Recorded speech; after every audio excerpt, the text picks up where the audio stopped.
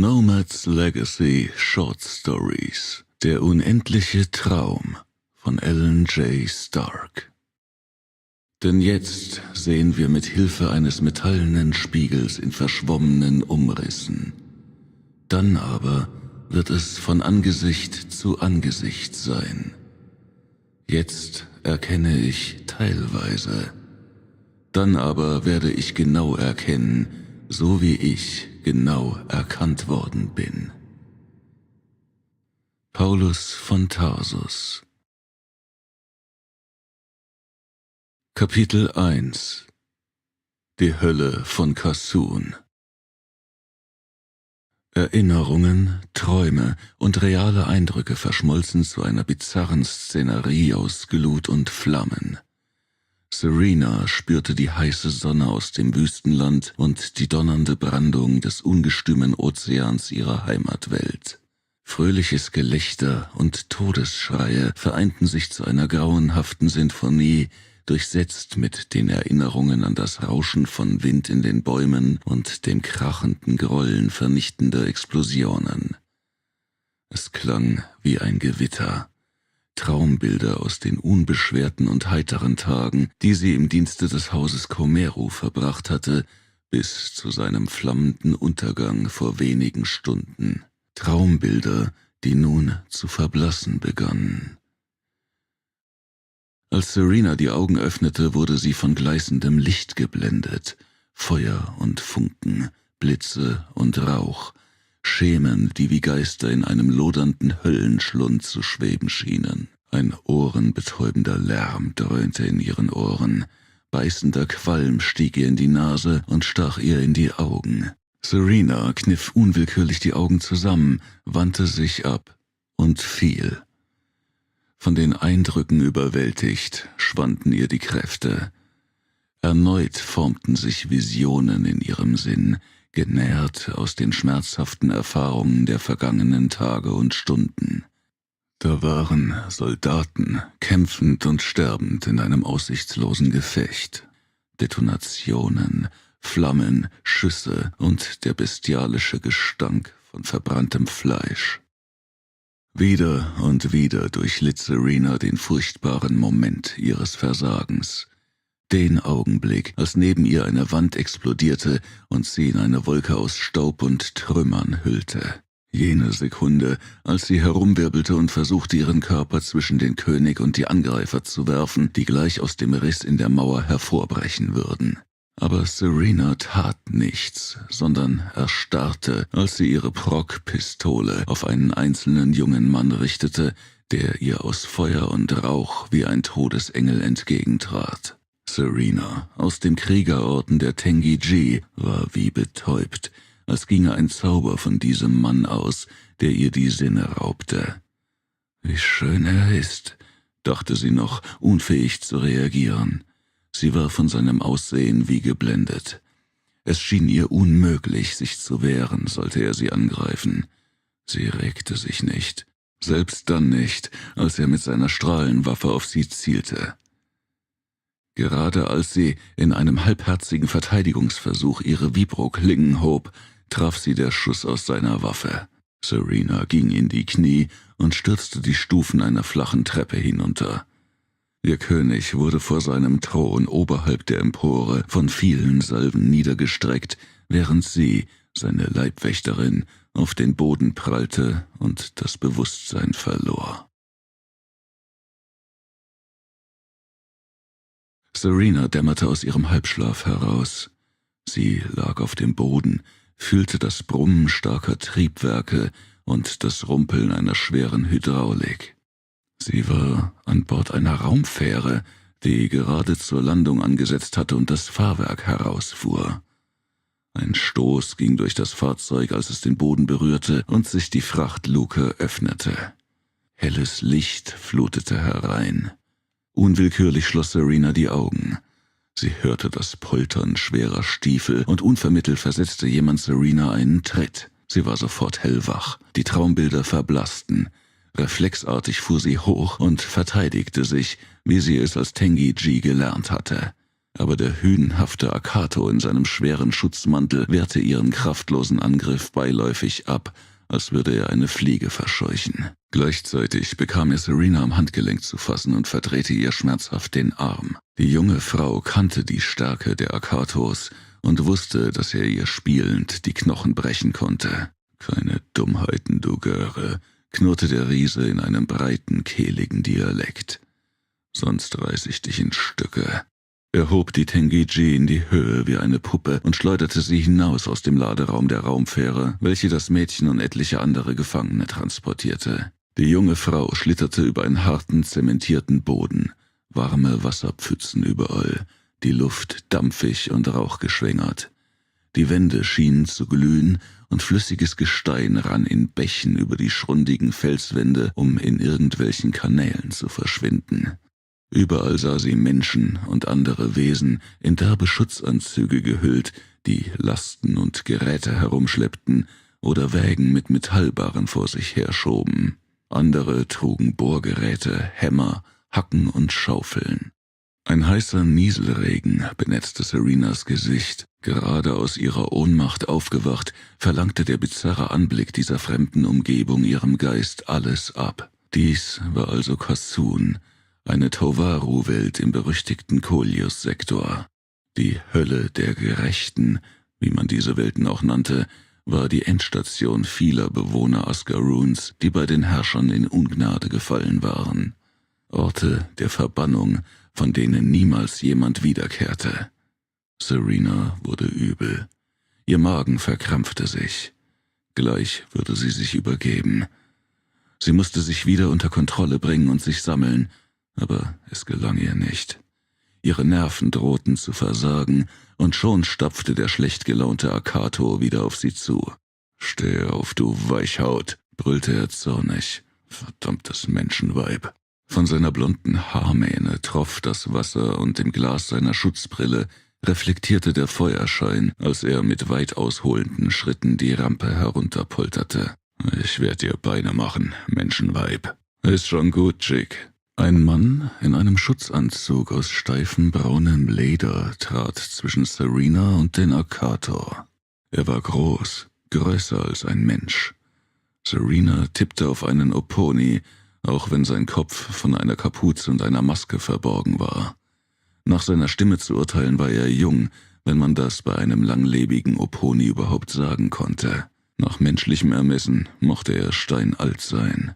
Jig, der Akato, blieb stehen, fletschte lediglich die Zähne und stemmte die Fäuste in die Hüften. »Lass mir doch den Spaß«, beklagte er sich. »Wenn du sie jetzt schon umbringst«, fuhr der Opponi fort, »wird es dir Briggo ziemlich übel nehmen. Du weißt es doch, Briggo hat gerne seinen Spaß mit den Neuen. Und wer will ihm das schon übel nehmen, auf dieser langweiligen Welt am Rande von nirgendwo?« Er widmete Serena einen kurzen Blick, dann sah er Jig an. »Kümmere dich um die anderen Neuankömmlinge und gib ihnen ihre Anzüge, bevor sie gekocht werden. Ich werde mich inzwischen der Kleinen annehmen.« Jig schnaubte verächtlich und trieb die anderen Häftlinge, die zusammen mit Serena eingetroffen waren, zu einem Haufen Kleidungsstücke hinüber. Dort konnten sie sich ihre Anzüge nach ihren Körpermaßen zusammenstellen. »Zieh das an«, befahl der Opponi Serena und warf ihr ein Bündel Kleidungsstücke samt Stiefel vor die Füße. »Könnte dir passen. Hat einem jungen Mann gehört, der gestern gesegnet wurde.« »Der Tod als Segen«, überlegte Serena. Auf diese Art des Glückes hatte sie noch keine Lust. Serena verlor keine Zeit, denn die Temperatur schien schnell zu steigen. Der Boden unter ihren Füßen wurde heiß, als stünde sie auf einer Ofenplatte. Eilig öffnete sie das verschnürte Bündel und zog die Kleider und Stiefel an. »Genug getrödelt«, brüllte Jig. »Ich zeig euch jetzt, wo wir euch unterbringen, und dass mir keiner aus der Reihe tanzt.« Der Tross von gut 20 Häftlingen wankte und humpelte durch die heißen Nebelschwaden hinter dem Akato her. Ganz offensichtlich hatten etliche von Serenas Mitgefangenen eine ähnlich ungemütliche Reise hinter sich gebracht wie die Tengi-ji und waren im Kampf verwundet worden. Bestimmt wären einige in einem Hospital besser untergebracht gewesen als an diesem furchtbaren Ort, überlegte Serena. Der Oponi setzte sich ans Ende der Gruppe und beobachtete das Mädchen. Irgendetwas schien ihn zu beschäftigen. Der Schutzanzug passte Serena leidlich und es war nicht einfach, darin zu gehen. Der lederartige Kunststoff war starr wie Teerpappe und sie fühlte sich darin so, als trüge sie eine altertümliche Rüstung. Die Stiefel waren ihr etwas zu groß. Sie hatte sie fest verschnüren müssen, um nicht ständig zu stolpern. Auch die Maske schloss sich nicht hundertprozentig um ihre Gesichtskonturen.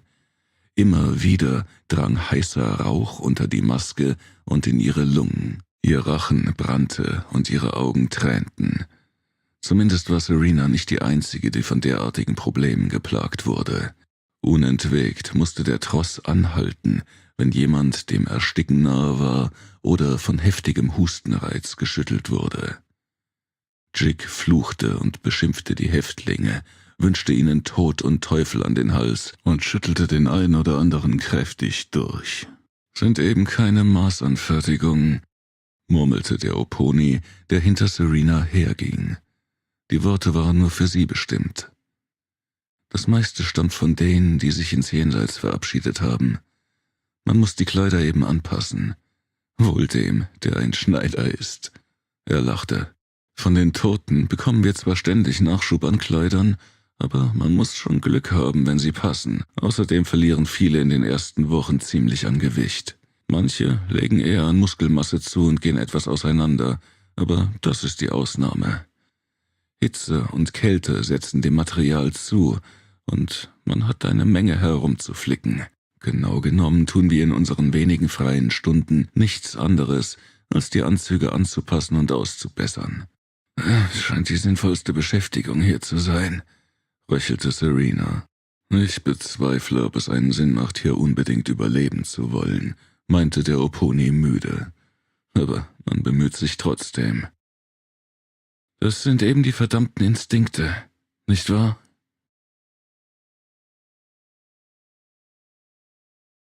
Kapitel 2 – Neue Kameraden. Die Gruppe betrat einen Seitengang und hinkte eine Weile durch die Dunkelheit, bis sich unversehens eine Türe öffnete. Grelles Sonnenlicht flutete herein, und ein kalter Windstoß ließ das Wasser auf Serenas Mantel schlagartig zu Eis gefrieren.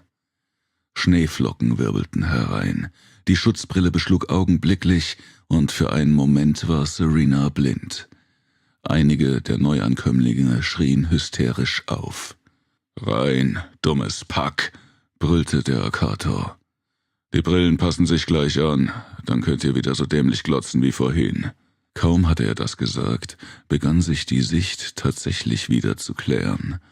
Serena konnte einen blaugrauen Himmel hinter schwarzen Felszähnen erkennen und darüber gewaltige, wirbelnde Wolkenberge mit feurigen, im Sonnenlicht glühenden Spitzen. »Eissturm«, hauchte der Oponi in Serenas Nacken, »der Atem der Finsternis.« Jig führte die Gruppe über eine stählerne Brücke, die eine tiefe, schmale Schlucht überspannte. Auf dem Grund der Schlucht schlängelte sich ein leuchtender Lavafluss wie ein erstarrter Blitz aus gelbem Feuer. »Die Brücken sind alles andere als sicher«, erklärte Jig, wobei er auf und ab hüpfte, sodass der schmale Steg zu schwanken und zu knarren begann. Die Gefangenen klammerten sich ängstlich an das Geländer, und der Arkator sprang daraufhin noch stärker herum. Das Land ist ständig in Bewegung, und dauernd stürzten die Brücken ein. Er lachte grollend. Ist wie eine überraschende Begnadigung, wenn man plötzlich mit so einem Ding nach unten geht. Also seid glücklich, wenn euch das Schicksal mal so freundlich auf die Schulter klopft. Auf der anderen Seite der Brücke betraten sie erneut eine Schleuse und gelangten dahinter in einen hell beleuchteten Stollen. Es war ein Korridor mit vielen Türen. Hier war die Temperatur angenehm, die Luft frisch und sauber. Man konnte das tiefe Summen von Ventilationsanlagen vernehmen, die hier für ein erträgliches Klima sorgten. Der Arkator führte die neuen Gefangenen in einen großen Schlafraum und machte eine ausladende Handbewegung. »Diese bequemen Pritschen gehören euch«, Sind alle für Oponi, Akato und Menschen ausgelegt. Wo kein Zeug drunter steht, könnt ihr euch bereit machen. Das sind die freien Plätze. Serena sah sich um und bemerkte erst jetzt, dass die ganze Anlage offenbar nur für die erwähnten Spezies ausgelegt war. Dikos, Niral, Sivon und andere Lebewesen mit extrem abweichender Anatomie waren ihr hier nicht aufgefallen. Einige von ihnen hatte Serena an der Andockstation der Gefängnisfähre auf dem Planeten Okonon gesehen, kurz bevor man sie hierher geflogen hatte. Bestimmt arbeiteten die Nihus, die Nicht-Humanoiden, auf anderen Förderkomplexen dieser Tauvaru-Welt. »Mein Name ist Jem«, sagte der Begleiter des Akato und nahm endlich seine Maske ab. Nun konnte Serena sehen, dass er tatsächlich ein Oponi war. Dunkles, schulterlanges Haar quoll unter seiner Kapuze hervor. Seine Haut war dunkelbraun und die großen, blattgrünen Augen blickten klug und sanft. »Ihr werdet euch diesen Raum mit 50 anderen teilen, die bald von der Arbeit zurückkommen. Geht Streit aus dem Weg, sofern das möglich ist.« Dabei lachte er, denn er wusste, dass es Streit geben würde. Es gab immer Streit, wenn die alte Mannschaft auf die Neuankömmlinge traf. Ein uraltes Ritual, das man auf allen Welten und bei allen Spezies beobachten konnte, besonders dann, wenn die Bedingungen schwierig waren. Separate Waschräume für jedes Geschlecht gibt es hier nicht. Jem blickte sich um und erkannte neben Serena noch 2 andere menschliche Frauen und ein Akato-Weibchen. Jedes Quartier hat einen großen Waschraum für Männer und Frauen. Sitte und Anstand könnt ihr vergessen. Tote haben so etwas nicht nötig, denn wir alle auf den Höllenwelten sind die Zobash, die Toten, die sich bewegen. Aber die Gothrex dulden keine Rivalitäten oder Ärger, der durch eure Moralvorstellungen verursacht wird. Sie fragen auch nicht, wer einen Streit verursacht hat. Sie schmeißen jeden in die Schlucht der Gezeta-Macht. Von euch gibt es mehr als genug, und an Nachschub mangelt es nicht. Aber egal, euer Leid ist ohnehin nur von kurzer Dauer. Er wischte sich mit der Hand müde über die Augen und fuhr in sanfterem Ton fort. Jetzt ruht euch etwas aus. In 3 Stunden geht ihr an die Arbeit. Damit setzte er seine Maske wieder auf und streifte sich die Kapuze über. Danach verließen er und Jig den Raum. Serena legte den schweren Anzug ab und beschloss, einen Blick in den Waschraum zu werfen. Er war geräumig und sauber. Sitte und Anstand sind wohl nicht nötig, rekapitulierte Serena Jems Worte, aber Sauberkeit wohl schon, fügte sie im Gedanken hinzu. Doch immerhin ergab das einen Sinn. Eine kleine Suketa-Seuche konnte sicherlich einen ganzen Förderkomplex lahmlegen, und das wollte man wohl nicht riskieren. Wie dem auch sei, ich gebe auf diese Art wenigstens eine saubere Leiche ab, dachte Serena grimmig. Die Tengi-Ji kehrte zu der Pritsche zurück, die sie sich ausgewählt hatte, entkleidete sich, warf ihre zerfetzte Uniform auf die raue Decke und stolzierte nackt durch den Raum, um zum Waschraum zu gehen. Als Tengi-Ji kannte sie keine falsche Scham, und die Blicke, die sie auf sich zog, störten sie nicht. Serena fühlte den kühlen, geglätteten Steinboden unter den Füßen und stellte sich unter eine Brause, die man mit einem Fußschalter betätigen konnte. Als das warme Wasser herabströmte und ihren Körper benetzte, fühlte sie, wie der Druck und die Ängste von ihr abfielen. Sie nutzte diesen ungestörten Moment, um ihre Gedanken zu ordnen und ihre strapazierten Nerven zu beruhigen. Eine gute Stunde später trafen die Mithäftlinge ein, von denen Jem gesprochen hatte. Es war ein rüder Haufen von Menschen, Oponi und einer ganzen Menge Akatos. Sie schienen sich schon länger zu kennen, was unter den Umständen auf der Tavaru-Welt Kasun schon sehr beachtlich war. Jem und Jig waren unter ihnen. Serena musste es schaffen, sich in diese Gruppe zu integrieren. Sie beschloss, sich mit Jem anzufreunden. Das sollte nicht allzu schwer sein, dachte Serena. Immerhin glaubte sie bereits die Sympathie des Oponi zu haben. Mit den Oponi verstand sich Serena bislang immer sehr gut. Warum sollte es diesmal anders sein? Serena hatte sofort die Aufmerksamkeit der männlichen Menschen, die ihr zweideutige Blicke zuwarfen und schmutzige Bemerkungen machten, als sie vorüberging. Sie trocknete ihre langen schwarzen Haare mit einem Handtuch und versuchte nicht darauf zu reagieren. »Du übst einen starken Reiz aus«, bemerkte Jem, als er sich auf die Pritsche neben ihr setzte. »So, wie du dich hier präsentierst. Auffällig wie eine Flussnixe.« »Ich weiß nicht, was soll das bedeuten?«, antwortete Serena vielsagend mit einem leichten Singsang. Sie erntete ein Lächeln des Oponi. Offenbar kannte er den alten Vers, den sie gerade zitiert hatte. Jem zog Mantel und Stiefel aus und legte sich auf sein hartes Lager neben Serenas Pritsche.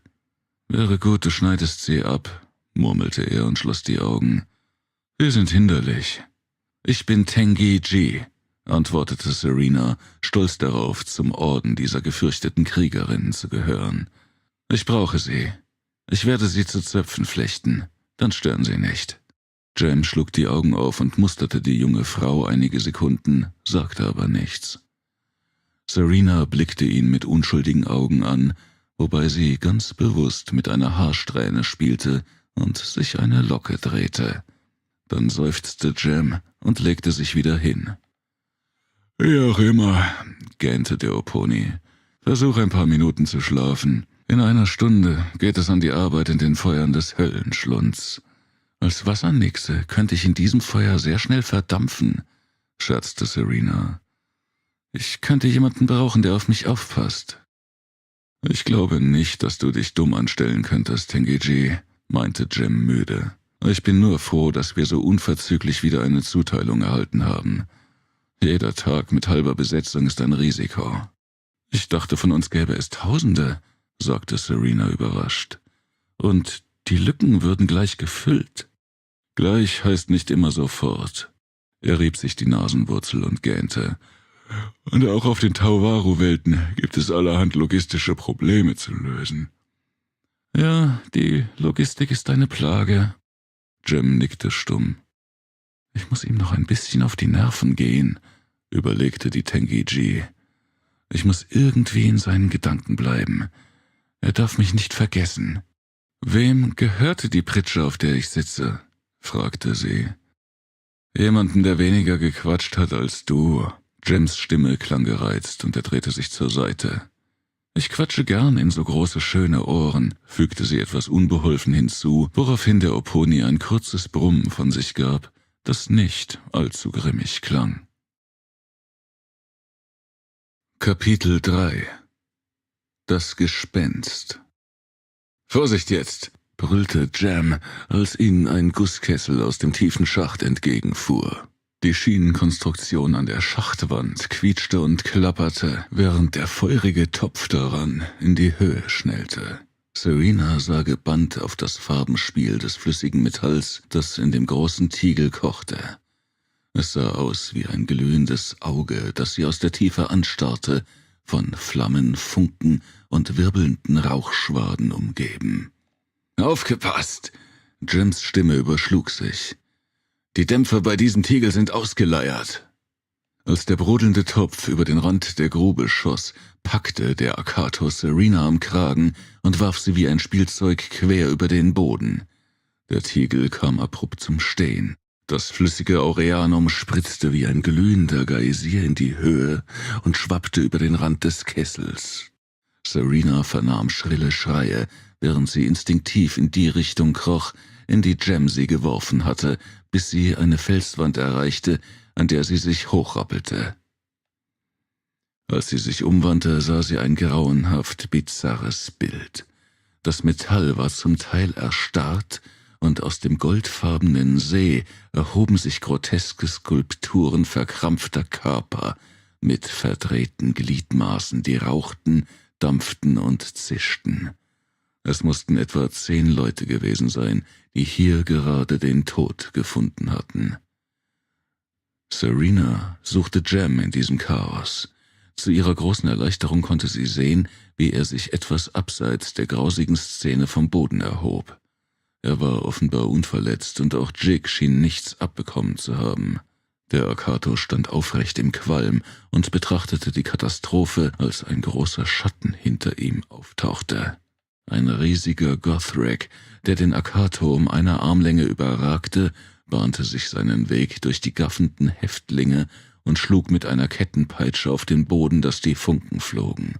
Er stieß Jig beiseite und richtete seinen Kopf auf den abkühlenden Auraspiegel, aus dem sich groteske Gestalten emporhoben, die in ihrem Todeskampf erstarrt waren.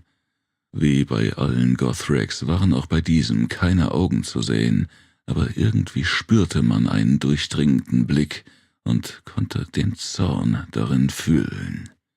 »An die Arbeit«, brüllte er mit zischender, kehliger Stimme und trieb die Leute zurück auf ihre Posten. Dann wandte er sich an Jake. »Reinigt das Aure. Verliert keine Zeit.« Er deutete auf Serena, die wie versteinert wirkte. »Du da«, knurrte er die Tengi-Ji an, und seine Kettenpeitsche schlug krachend vor ihr auf den Boden, so dass Steinsplitter gegen ihren Schutzmantel spritzten. »Mach schon. An die Arbeit, faules Stück.« Jem warf Serena ein Stemmeisen zu und stellte sich schützend vor sie. »Keine Sorge, Herr«, sagte Jem unterwürfig. »Wir bringen das in Ordnung.« Es kostete Serena viel Mühe und Überwindung, das Metall samt den verbrannten Körpern vom Boden zu kratzen und alles in den tiefen Schacht zu werfen. Ekel und Entsetzen würgten ihre Kehle.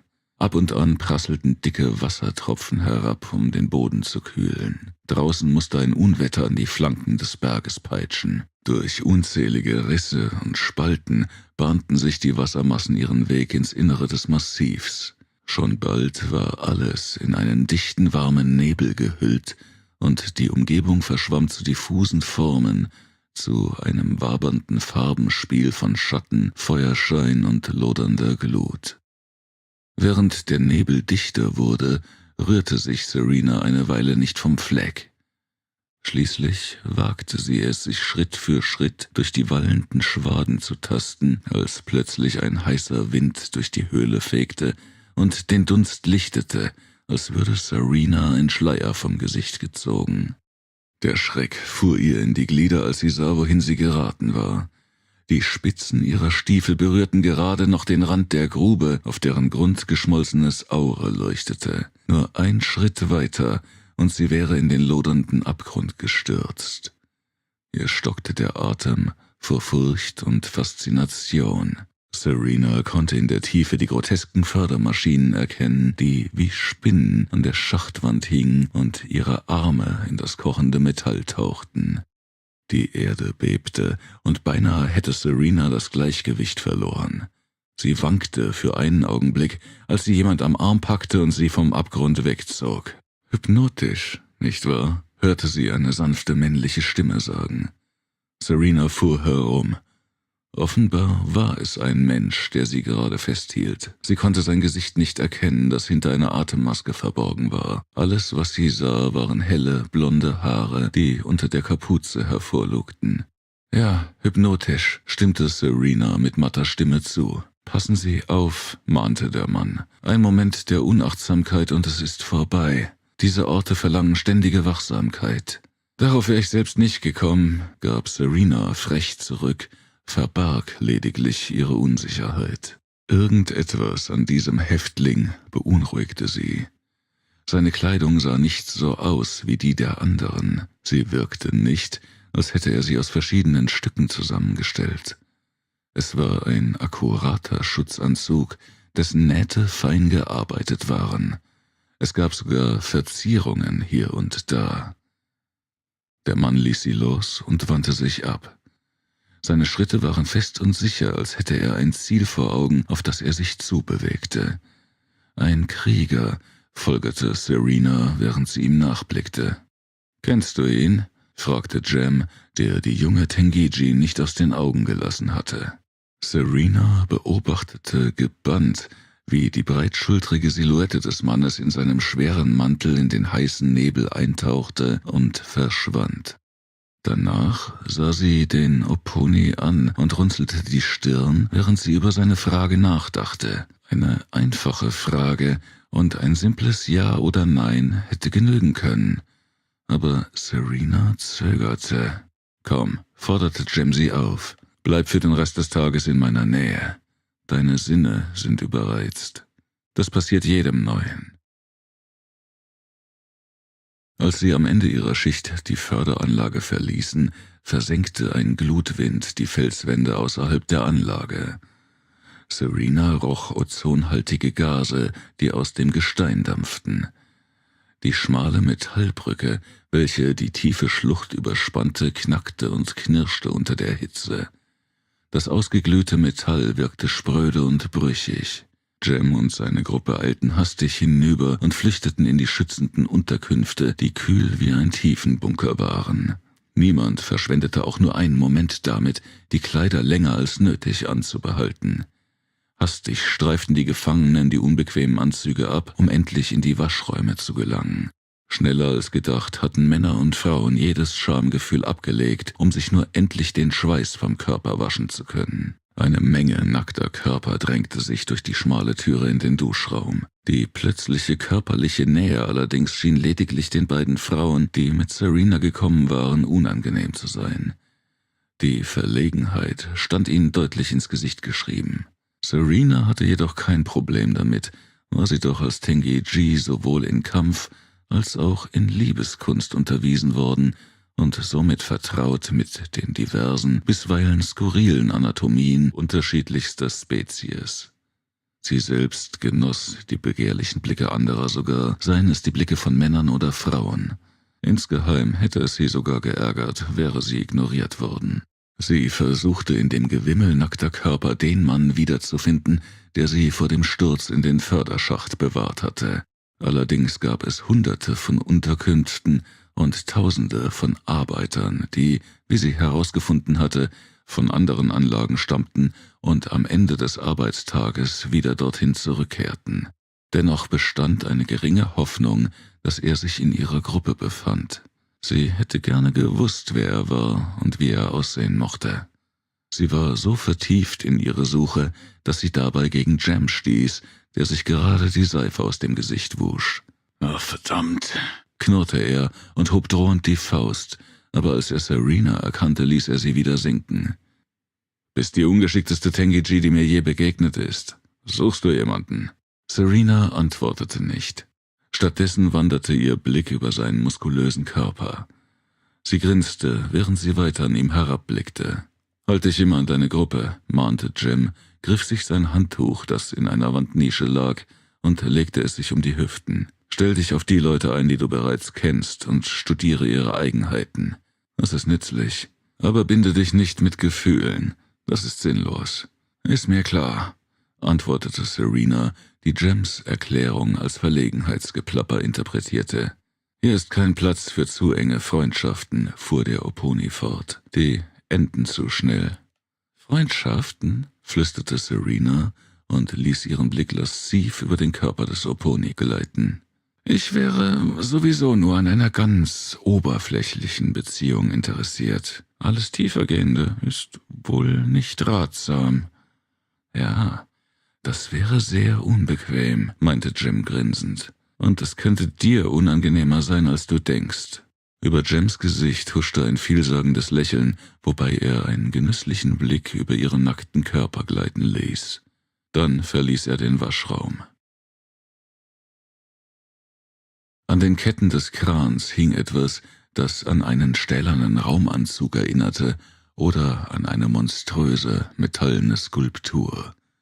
Groß, wuchtig und plump baumelte sie hin und her, während zischende Dampfwolken von seiner heißen Oberfläche aufstiegen. Serena konnte die Hitze fühlen, die von der Rüstung abstrahlte, als würde sie glühen. Als die Tengeji noch eine Jugendliche war und gerade begonnen hatte, dem Haus Komero zu dienen, konnte sie einmal beobachten, wie man eine übergroße Bronzestatue des Fürsten aus ihrer noch heißen Gussform hiefte.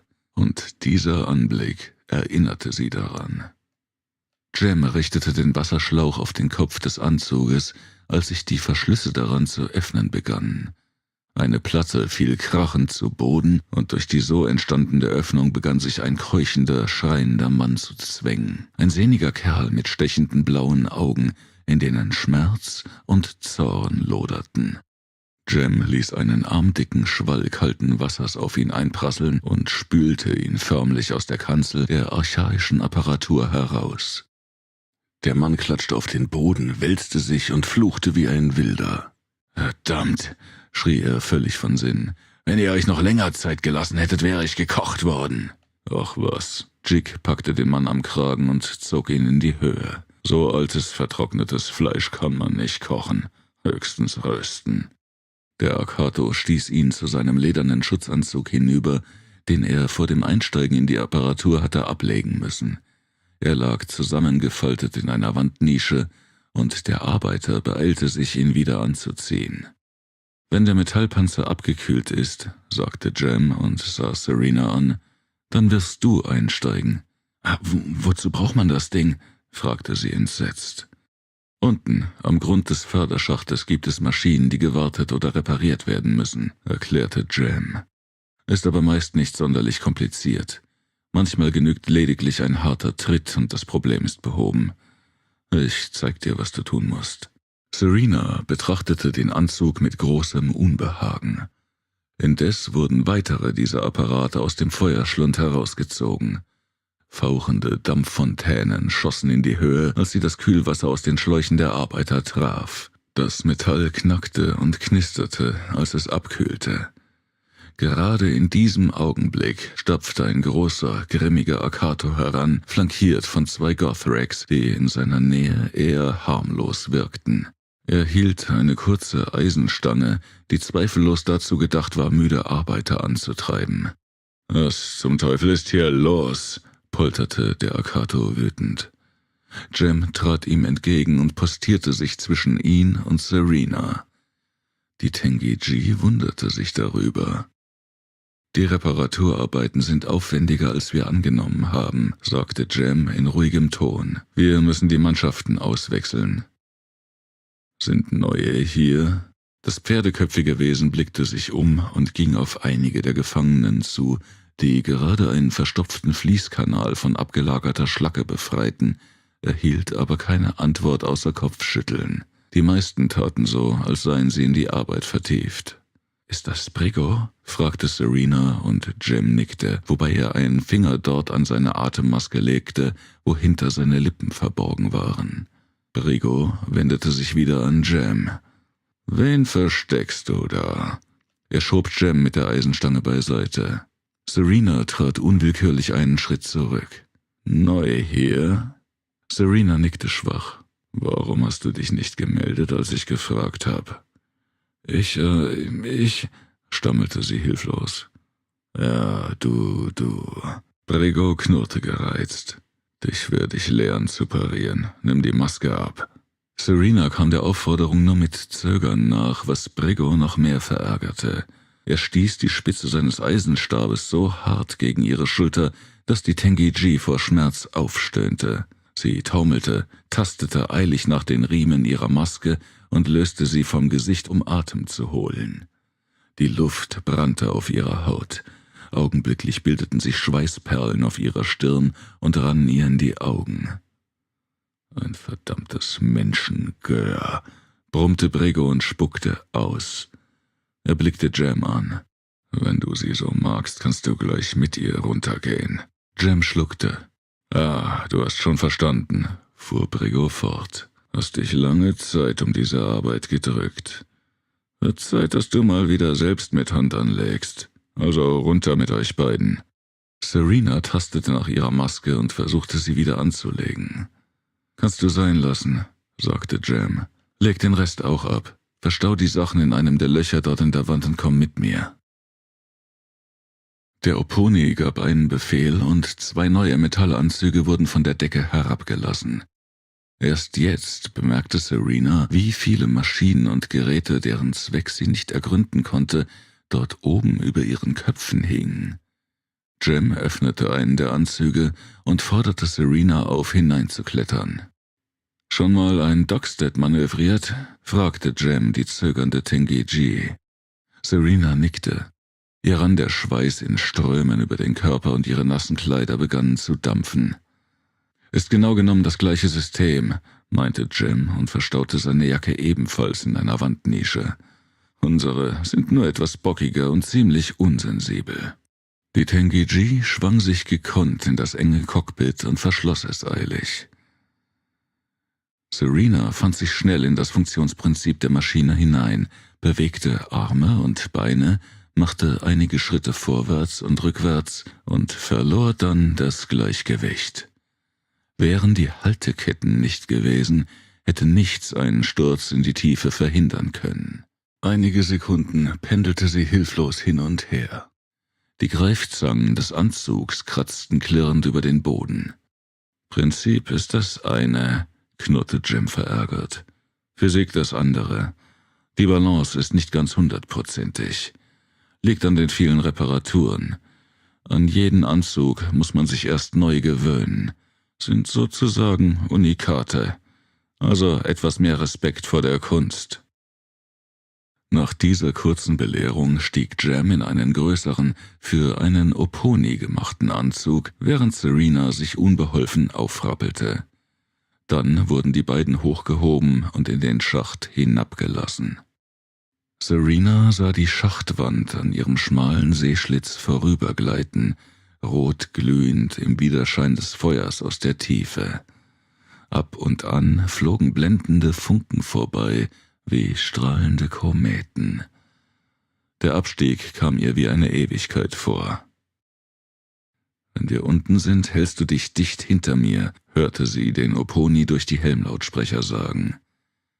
Das Aure schwimmt immer oben auf der Lava, und der Lavafluss fließt in hoher Geschwindigkeit unter dem Rand des Schachtes vorbei. Ein Fehltritt, und du wirst ins Innere des Gebirges gezogen.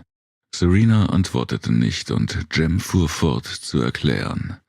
Wahrscheinlich versuchte er auf diese Weise nur seine eigene Angst zu überspielen. Eigentlich ist der Schacht so etwas wie ein künstlicher Vulkanschlot, belehrte er Serena weiter. Und er ist auch genauso unberechenbar. Manchmal schießt die Lava nach oben, und für uns alle war es das dann. Das passiert, wenn sich irgendwo eine Gasblase löst. Kann vorkommen, ist aber schon eine Weile her. Davon abgesehen sind die Beben immer eine Gefahr, besonders wenn es passiert, wenn man sich auf dem Grund der Grube befindet. Nach einigen Minuten hatten sie den Boden erreicht. Jem löste die Ketten von Serenas Schutzanzug, damit sie sich unter den vielen Auslegern und Greifarmen ungehindert bewegen konnte. Ein mulmiges Gefühl breitete sich in ihr aus. »So, jetzt zusammenbleiben«, sagte Jem und drehte ihr den Rücken zu. »Mach mir die Ketten ab.« Serena benötigte eine ganze Weile, bis sie es geschafft hatte, die Halterungen zu entfernen. Danach sah sie sich um und verschaffte sich einen genaueren Überblick. Sie standen auf einer Brücke, vielmehr auf dem Kreuzungspunkt mehrerer Brücken, der sich sternförmig über den glühenden See spannte. Jede Brücke mündete in einen breiten Steg, der einige Meter über dem Lavasee die lotrechte Schachtwand umlief. Die Konstruktionen bestanden aus Ketta, einer Stahllegierung, die für hohe Temperaturen geschaffen war. Der Feuerschein war blendend, und immer wieder trübten Rauchschwaden die Sicht. An den Schachtwänden, knapp über der kochenden Oberfläche, waren gewaltige Arme montiert, die unentwegt das flüssige Aura abschöpften und es in die Tiegel gossen. Einmal gefüllt, ratterten die Behälter an den Schienensträngen in die Höhe.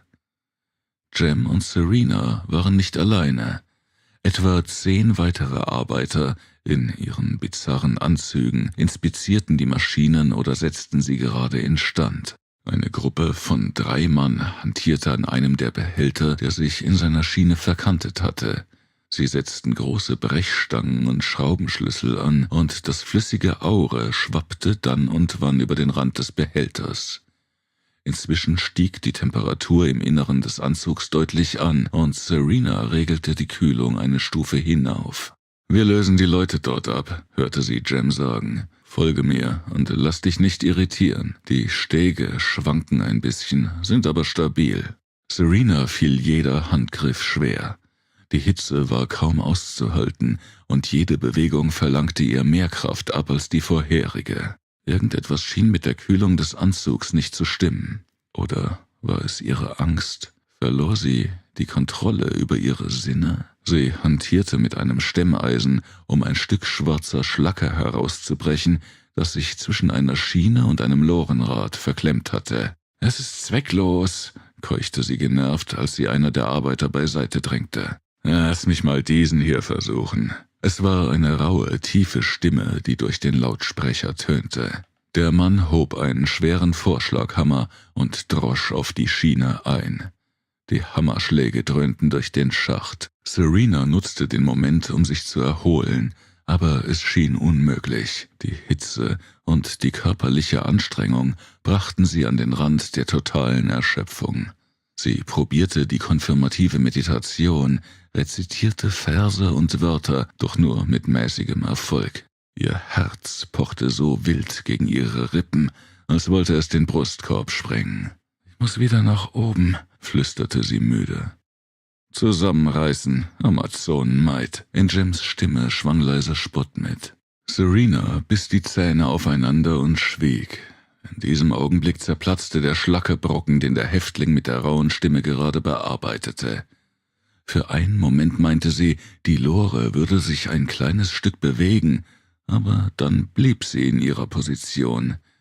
Das Stahlseil, das sie nach oben ziehen sollte, war bis zum Zerreißen gespannt. Aber der Behälter verharrte an Ort und Stelle. »Verdammt nochmal«, hörte sie den Mann fluchen, und er schleuderte seinen Hammer wütend gegen die Schachtwand. »Jetzt kann es noch dauern«, meinte Jem resigniert. Seine Worte machten Serena Angst, die genau wusste, dass sie bereits an die Grenzen ihrer Kraft gelangt war. »Ich werde das Zugseil kurz entlasten«, informierte Jem und griff nach einem Hebel nahe dem Poller am Ende des Schienenstranges. Serena beobachtete, wie er den Hebel auf und ab bewegte. Der Transportbehälter ruckte heftig, als sich das Zugseil entspannte und wieder anspannte. Flüssiges Aure schwappte dabei über den Rand. »Augenblick«, schrie Serena, »ich habe eine Idee.« Die Tengi-Ji trat unter die Achse der Lore und betrachtete das blockierte Rad. »Was siehst du?« wollte Jem wissen. Serena gab keine Antwort. Sie brachte den Seeschlitz ihres Anzugs so nah an das Rad wie möglich, und schließlich konnte sie eine goldglänzende Schicht erkennen, die einen Teil des Rades überzog. »Es ist Aure«, rief sie aus. »Es hat das Rad mit der Schiene verschweißt.« »Geh beiseite«, befahl Jem, und Serena gehorchte. Der Oponi legte den Hebel wieder um, und das Zugseil spannte sich wimmernd. Im selben Moment zündete er den Schweißbrenner, der am Unterarm seines Anzuges montiert war, und richtete die blaue Flamme auf die Stelle, wo das Aure Schiene und Rad miteinander verband. Die Minuten vergingen, und es schien Serena wie eine Ewigkeit. Helle Flecken tanzten vor ihren Augen. Ihre Finger begannen zu zittern. Ihr wurde flau im Magen. »Der Schnee fällt auf die Klippen des Savo«, begann Serena zu rezitieren, um ihre Gedanken zu fokussieren. »Er färbt die schwarzen Felsen weiß. Er färbt sie weiß. Verdammt!« Serena war der Rest des Gedichtes entfallen. Sie fühlte, wie ihr Herz schneller und schneller pochte. Plötzlich löste sich der Förderwagen mit einem Ruck und sauste nach oben. Er zog einen Schwall flüssigen Aures hinter sich her wie einen hellen Kometenschweif, und das flüssige Metall regnete in dicken Tropfen herab. Serena schaffte es gerade noch beiseite zu springen, um der kochenden Fontäne auszuweichen. Ein mächtiger Schwall jedoch traf den Arbeiter mit der rauen Stimme und fegte ihn über den Rand des Steges. Serena sah noch, wie der Mann in seinem Anzug einen Moment auf dem glühenden Fluss schwamm und dann hinabgezogen wurde. Seine Todesschreie krächzten durch Serenas Helmlautsprecher. Dann rissen sie abrupt ab. »Ich muss nach oben.« Serenas Stimme klang panisch. Jem spürte sofort, dass er keine Zeit verlieren durfte. Seine junge Kameradin würde bald die Beherrschung verlieren. Er packte Serena, als sie zu taumeln begann, und schob sie zurück auf die Plattform über dem Zentrum des Lavasees.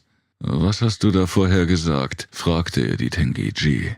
Er war selbst ein Krieger und wusste, dass sie mit einer Meditation begonnen hatte, um klaren Sinnes zu bleiben. Er musste sie ablenken. Sie durfte sich nicht in ihrer Panik verlieren.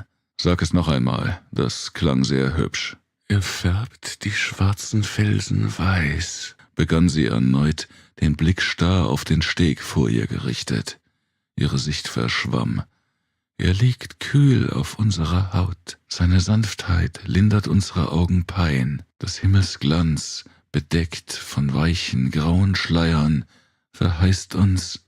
Serena wurde übel und ihre Knie wurden weich. Eilig befestigte Jem die Ketten an den Halterungen an den Schultern ihres Anzuges. Es geschah keinen Moment zu früh. Serenas Blick trübte sich. Ihre Beine wurden schwach, und gerade als sie die Besinnung verlor, wurde sie in die Höhe gehoben. Sie fühlte sich, als würde sie schweben, empfand weder Schmerzen, noch Hitze, noch Angst. Ihre Gedanken verblassten und wichen der Leere und der Dunkelheit. Verheißt uns finstere Träume in der Nacht. Normalerweise hätte dich Briggo in Stücke gerissen, sagte Jem irritiert, als Serena erwachte. Der Oponi saß zu ihren Füßen auf ihrer Pritsche und machte ein verdutztes Gesicht. Jig stand neben ihm und starrte die junge Frau an. Hat nen Schutzengel, die Kleine, meinte der Akato amüsiert. Jem sah die Tengeji nachdenklich an, sagte aber nichts. Was ist passiert? Du bist wie ein nasser Sack aus deinem Anzug gepurzelt, erklärte der Akato. Und als Briggo dich packen wollte, kam dieser Typ. Er hat Briggo einfach einen Tritt verpasst und dich dann hierher gebracht, während ihm die Gothrax und wir dämlich nachgeglotzt haben. Die Gothrax? Wunderte sich Serena. Ja, das war fast das Seltsamste. Jem betrachtete die Tengeji nachdenklich. Und du weißt nicht, wer das ist. Immerhin scheint er einen Grund zu haben, dir zu helfen. Ist er dir früher schon mal begegnet? Hab keinen Schimmer.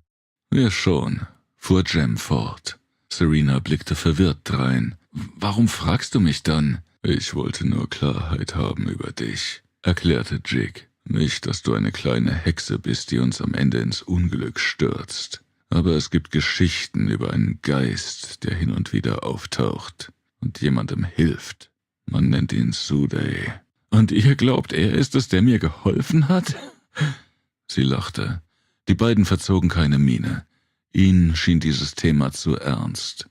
Wir wissen es nicht, sagte Jem. Aber wir werden das Ganze mit Interesse beobachten, sollte er wieder auftauchen. Allerdings, Serena legte den Kopf schief. Allerdings, wiederholte sie neugierig. Als du hier angekommen bist, führte Jem aus, da hab ich dir doch ein Bündel zugeworfen, in das deine Arbeitskleidung verschnürt war. Und? Es lag vor dem Haufen von Kleidungsstücken, wie extra für jemanden bereitgestellt. Als du mir dann vor die Füße gefallen bist, erschien es mir nur logisch, dass es für dich bestimmt war.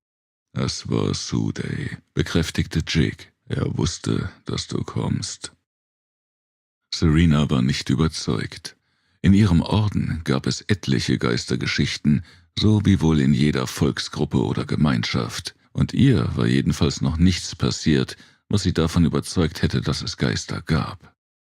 »Glaubst du an Gott?« fragte Jig unvermittelt. »Ja«, antwortete Serena ebenso unvermittelt. »Ich tue das auch und Jem ebenso«, erklärte der große Akato weiter und wirkte dabei sanft und verletzlich.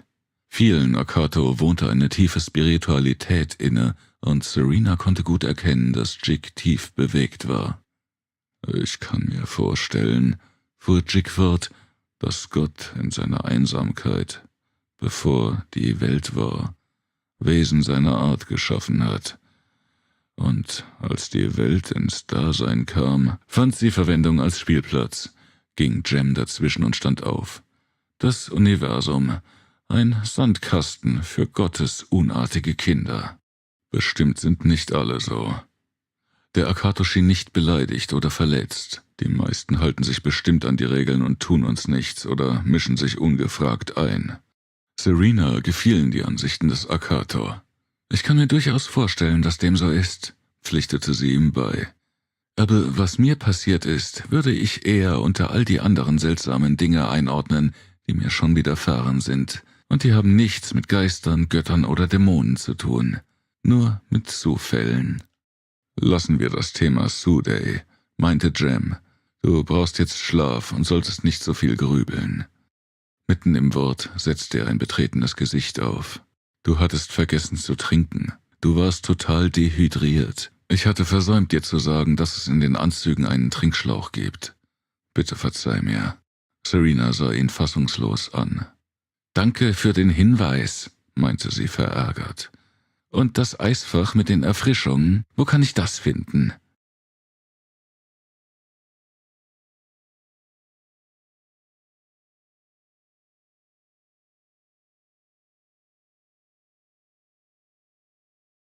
Kapitel 4 – Ein gutes Team. Die nächsten Tage vergingen, ohne dass der seltsame Gast wieder auftauchte. Immerhin hielt sich Briggo mit Schikanen zurück. Nicht, dass er aufgegeben hatte, Serena Schwierigkeiten zu machen, aber er tat das immer mit einem geflissentlichen Blick nach allen Seiten und auf subtilere Art.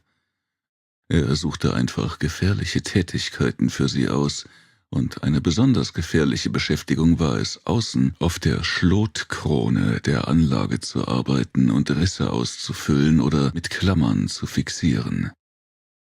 Dazu musste man sich, wie bei vielen Arbeiten auf der Tauvaru-Welt, in eine schwere Metallmontur hineinzwängen, die mit allerlei Werkzeugen ausgestattet war. Wer sich damit ungeschickt anstellte, hatte schlechte Karten.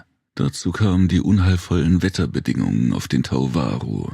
In den Gebirgen, die den Planeten entlang der unveränderlichen Tag- und Nachtgrenze umliefen, herrschte ewige Dämmerung.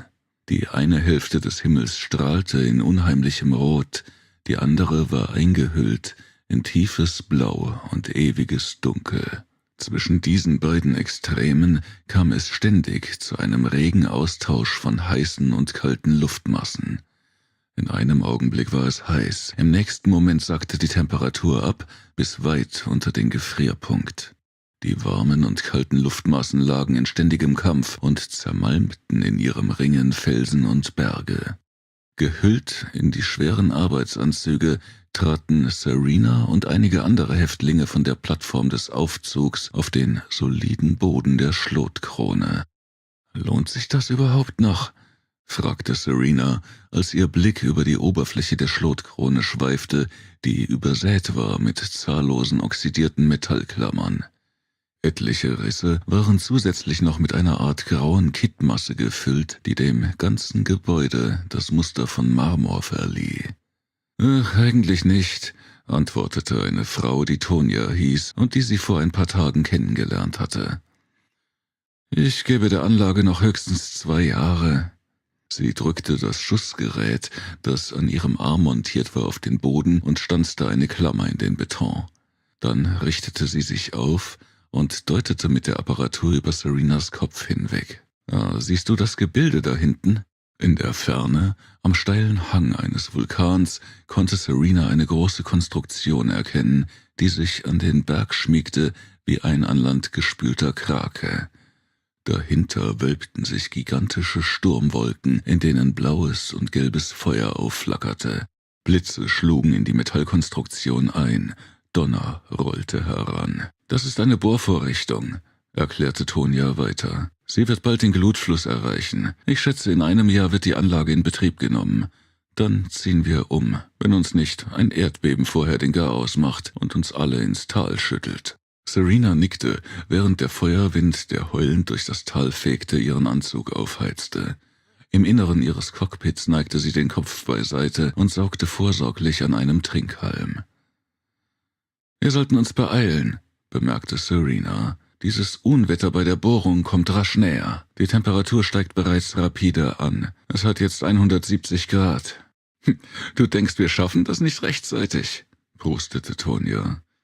»Da könntest du recht haben. Wir haben gut 300 Klammern zu setzen.« Sie rüttelte bekräftigend an dem Wagen, den sie mit sich führte und in dem die Klammern klirrten. »Briggo lässt uns erst wieder rein, wenn wir sie alle eingestanzt haben.« Tonia schoss eine weitere Klammer in den Beton. »Also beeil dich, Kleine.« Serena tat ihr Bestes, blickte aber immer wieder zu den dunklen Gewitterwolken hinüber, die sich schnell näherten.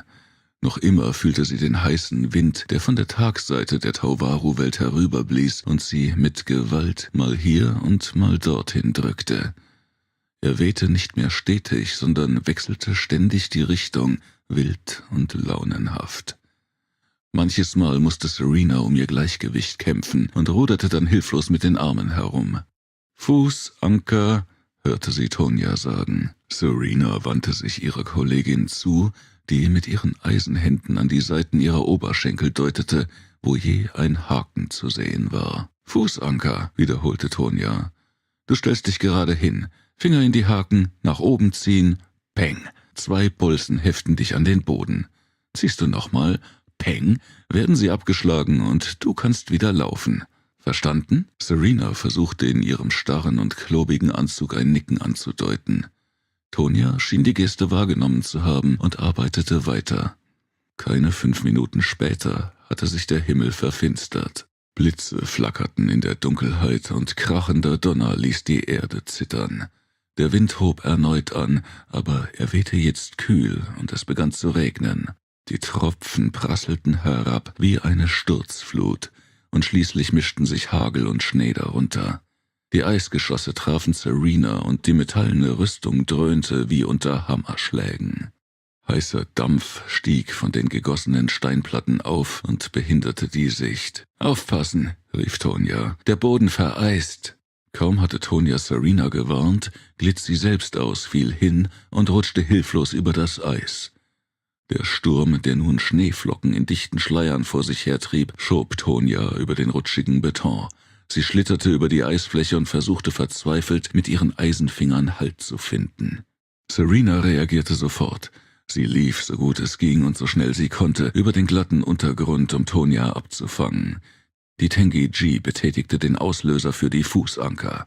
Daraufhin erfolgte ein Schlag und durchfuhr ihren Anzug, der ihr beinahe die Knochen in den Beinen gebrochen hätte.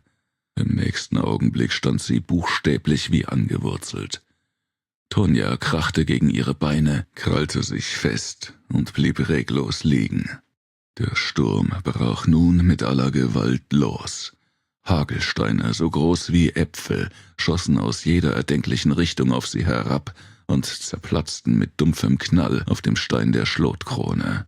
»Hat keinen Zweck wegzulaufen«, hörte sie Tonya sagen. »Wir warten, bis es vorbei ist.« »Ich hätte jetzt glatt ein Tänzchen gewagt«, antwortete Serena ironisch, um ihre Angst zu überspielen. Das Metall ihres Anzugs begann zu summen.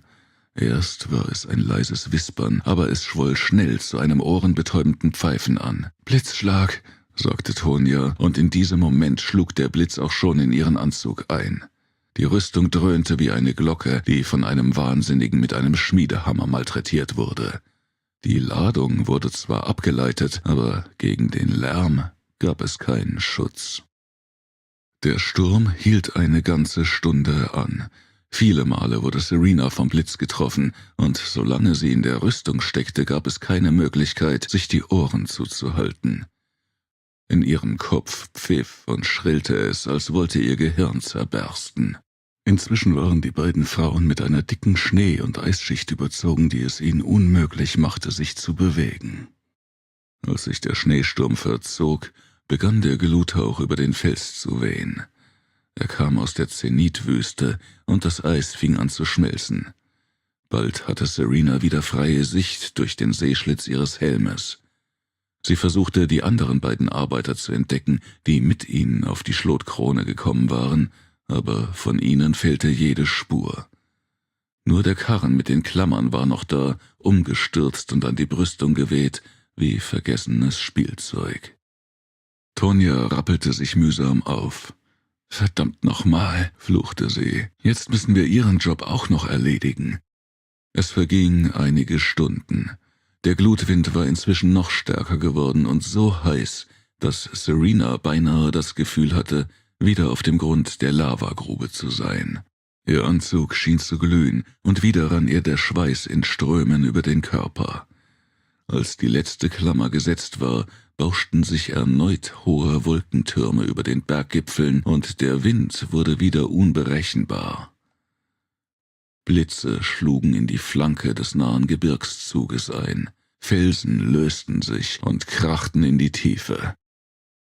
Als Tonya und Serena auf die Plattform des Aufzugs traten, der sie wieder nach unten beförderte, brach erneut ein Unwetter los und ein wahrer Sturzbach ergoss sich in den Aufzugsschacht.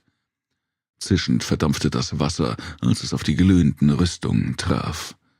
»Na, es war doch mal ein Spaß«, meinte Tonya lakonisch. »Bist du das nächste Mal auch dabei?« »Wie wär's, wenn du dich dafür bedankst, dass ich dir das Leben gerettet habe?«, gab Serena etwas säuerlich zurück. »Danke sagen?«, fragte Tonya, und irgendwie schien sie nicht zu scherzen aufgelegt. »Danke dafür, dass ich mich hier weiter quälen darf? Du spinnst wohl.«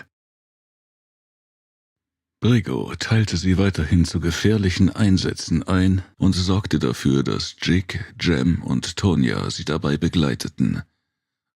Ein Einsatz führte die Gruppe zu den Fundamenten der Anlage, wo sie eine eingestürzte Mauer instand setzen mussten. Als sie wieder in ihr Quartier zurückkehrten, war Serena verärgert. Den ganzen Weg zurück hatten die Freunde hitzig miteinander diskutiert. Jig und Jem machten sich einen Spaß daraus, sie zu necken und ihren Verstand anzuzweifeln. Als sie alle 4 unter der Dusche standen, hatte sich die Tengi-Ji schließlich in Rage geredet. »Ich bin doch nicht verrückt«, verteidigte sich Serena.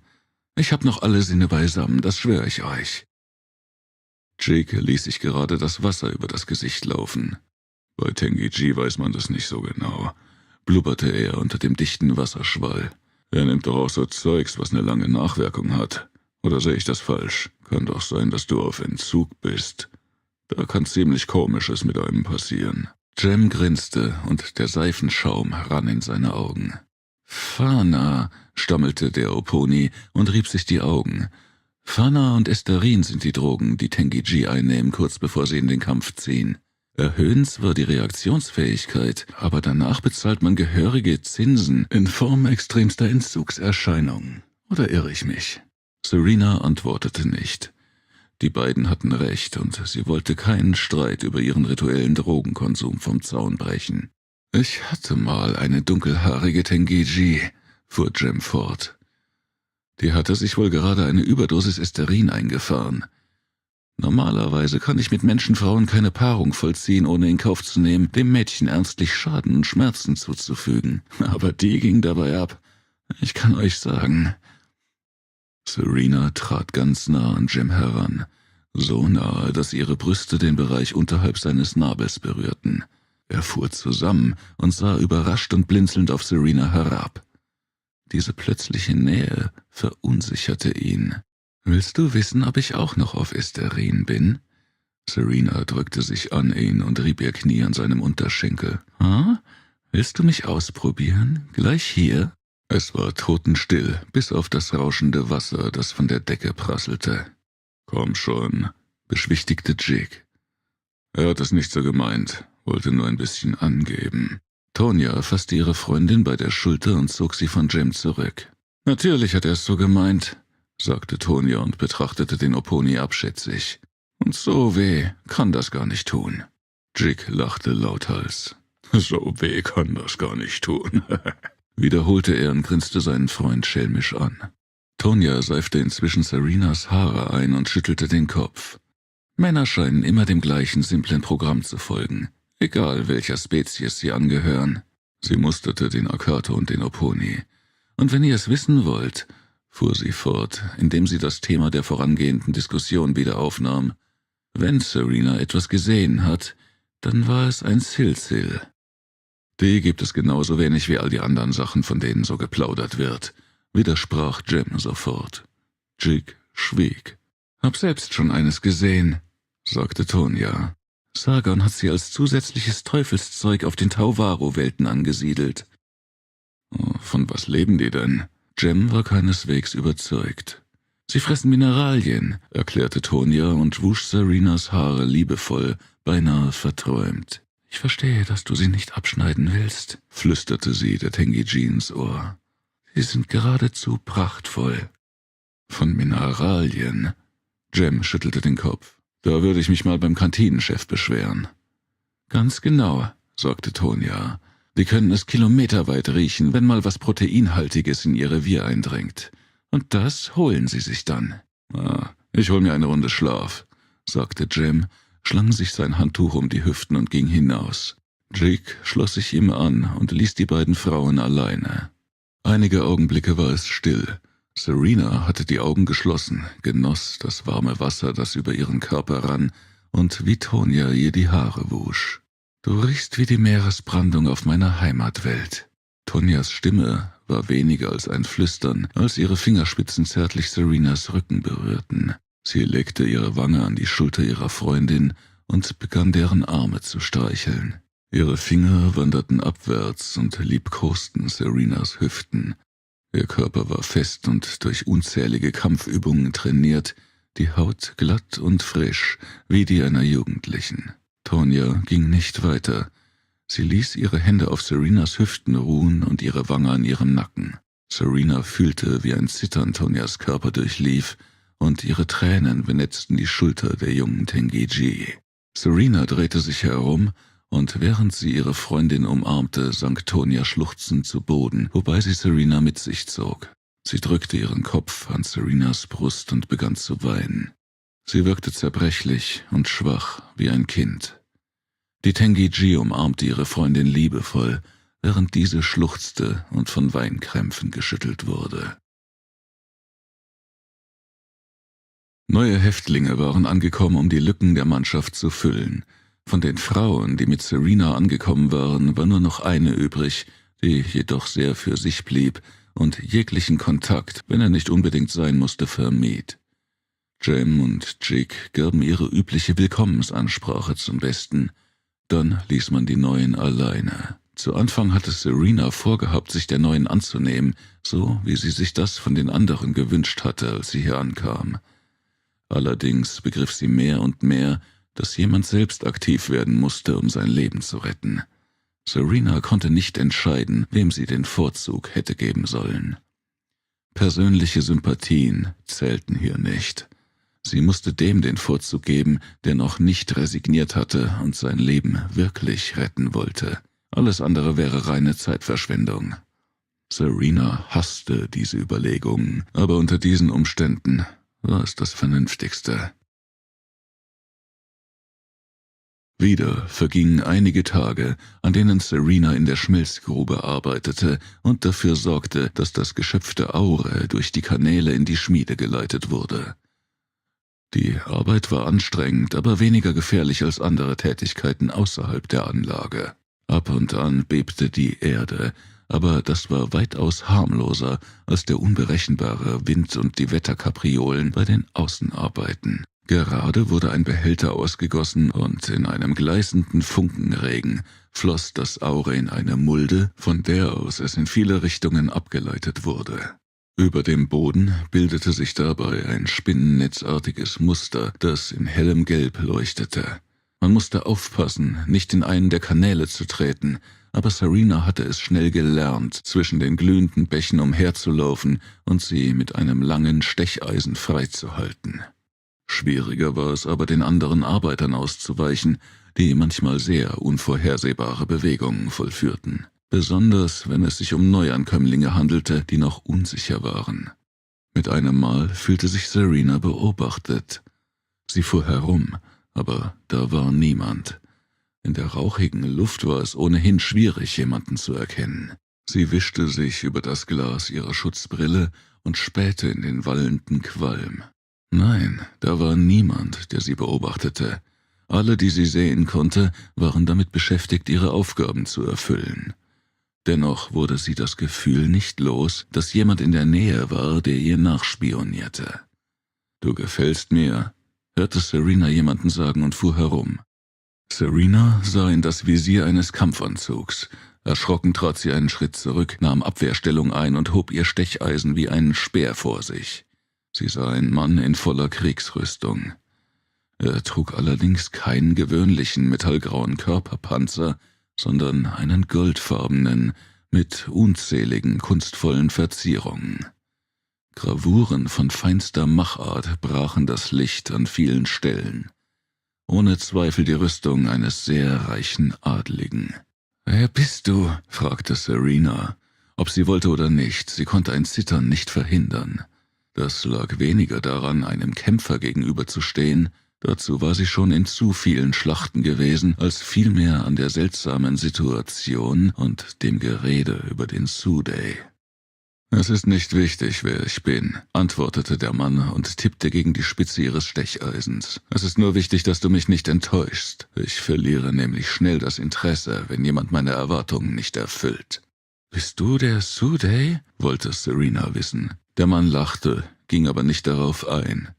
»Ich will dir nur eines sagen.« Er machte eine beschwichtigende Geste und Serena senkte ihre Waffe. »Du wirst von hier fliehen«, sagte er. »Mehr noch. Du wirst dich emporheben mit den Schwingen eines Adlers und dich über alle erheben, die dir Böses wollen.« Serena wusste nicht, was sie davon halten sollte. »Ich taste mich vorwärts, Schritt für Schritt. Und wenn ich genug weiß, dann finde ich immer einen Weg«, entgegnete sie. »Meinen Weg, auf meine Weise.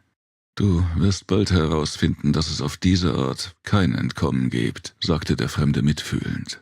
»Aber ich werde mich nicht in deine Pläne einmischen oder dich behindern. Und wer weiß, vielleicht wirst du mich tatsächlich überraschen.« Serena konnte nicht sagen, ob sie einer Sinnestäuschung unterlag, aber der Fremde begann sich vor ihren Augen aufzulösen wie eine Nebelwolke. Vor Überraschung und Schreck machte die Tengi-Ji einen Sprung nach vorne, schwang ihr Stecheisen und hieb auf die Stelle ein, wo eben noch der fremde Krieger gestanden hatte. Ihrer Kehle entfuhr ein Schrei, so dass alle Häftlinge in der Nähe ihrer Arbeit für einen Moment einstellten. Bei einem Unglück in der Energiestation waren 8 Mechaniker verletzt worden und befanden sich auf der Krankenstation. Darum versetzte Brigo Jem, Jig, Serena, Tonya und einige andere, die technische Fertigkeiten besaßen, vorübergehend in die Werkstätten.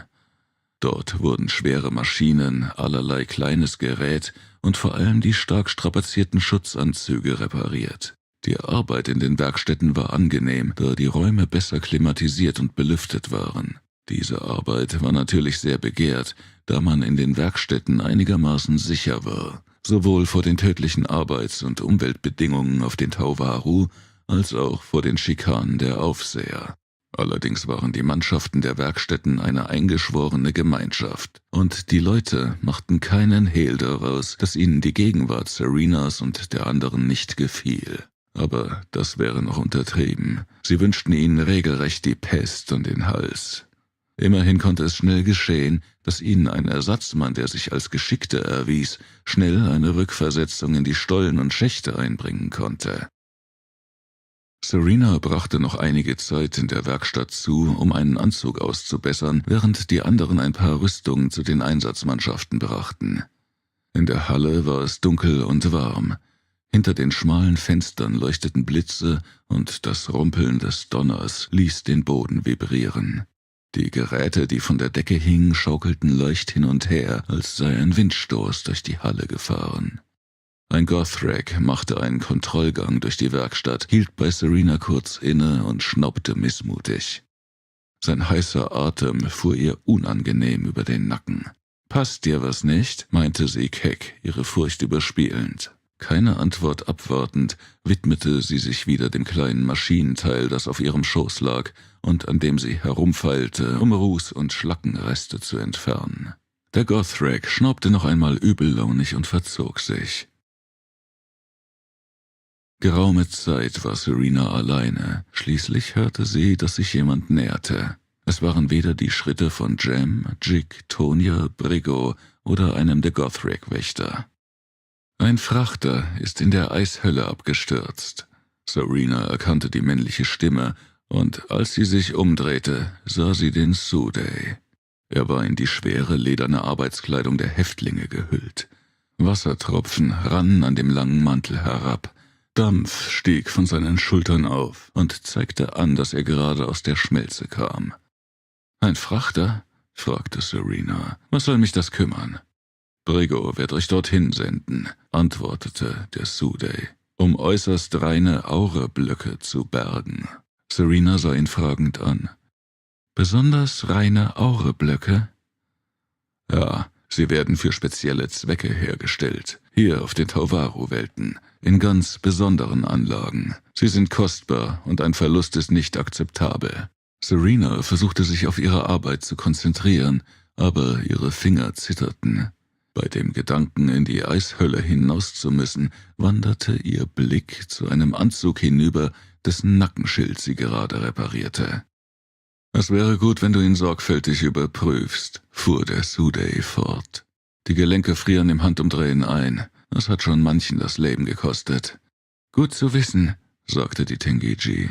»Ich werde einen Vorrat an Glütz mitnehmen.« Der Sudey nickte. Hinter der Schutzmaske blieb jede Gefühlsregung verborgen. »Dort draußen«, fuhr er fort, »unweit der Absturzstelle befindet sich eine besondere Fabrik. Ich werde dich dort treffen, denn ich will dir etwas zeigen.« »Du hast einen Narren an mir gefressen, oder?« meinte Serena, aber der Sudey war schon wieder verschwunden. Sie lachte. »Schön, einen eigenen Schutzengel zu haben«, sagte sie zu sich selbst, »auch wenn er sich sehr seltsam benimmt und mir eher Angst macht.« Die Aussicht auf einen Außeneinsatz machte sie zusätzlich nervös.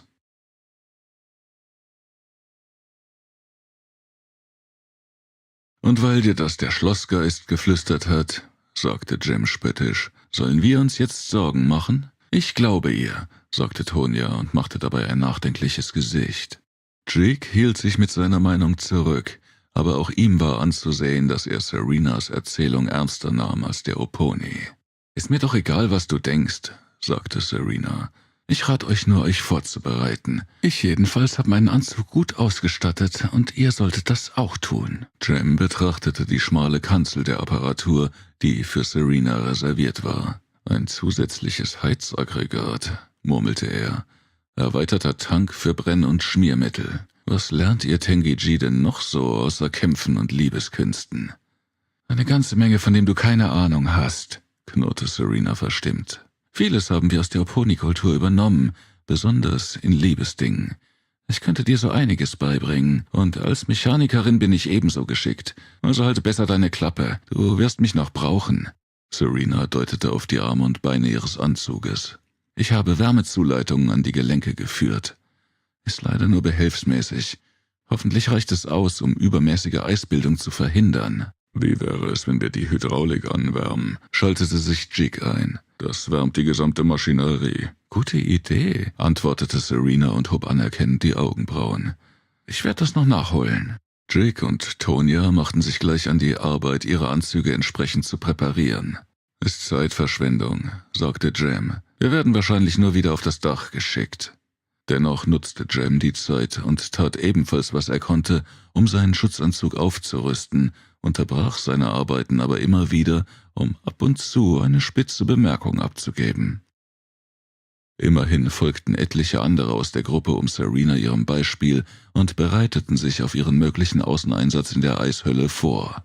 Inzwischen hatte sich herumgesprochen, dass die junge Tengeji einen besonderen Freund hatte, der sie zu schützen schien. Allerdings geschah in den nächsten Stunden nichts Außergewöhnliches, und die Gothrax schafften weitere Maschinenteile heran, die repariert werden mussten. In Serenas Nähe arbeitete ein Mann, der sie ständig zu beobachten schien. Er war älter als die anderen Männer in der Anlage, hatte einen grauen Haarkranz und ein scharf geschnittenes Gesicht.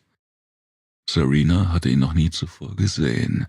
Seine hellen blauen Augen fixierten sie mit wachem Blick. »Sieht so aus, als sei das Haus Comero in Ungnade gefallen.« Seine Worte hatten weder Mitleid noch Spott. Genauer gesagt drückte er lediglich die Fakten aus. »Woher willst du das wissen?« gab Serena zurück. Er ließ seinen Blick über ihre Uniform schweifen. »Du bist keine Verräterin«, sagte er. »Sonst hättest du die Uniform gewechselt oder man hätte bei deiner Verhaftung die Embleme des Hauses entfernt.« Er kam einen Schritt näher.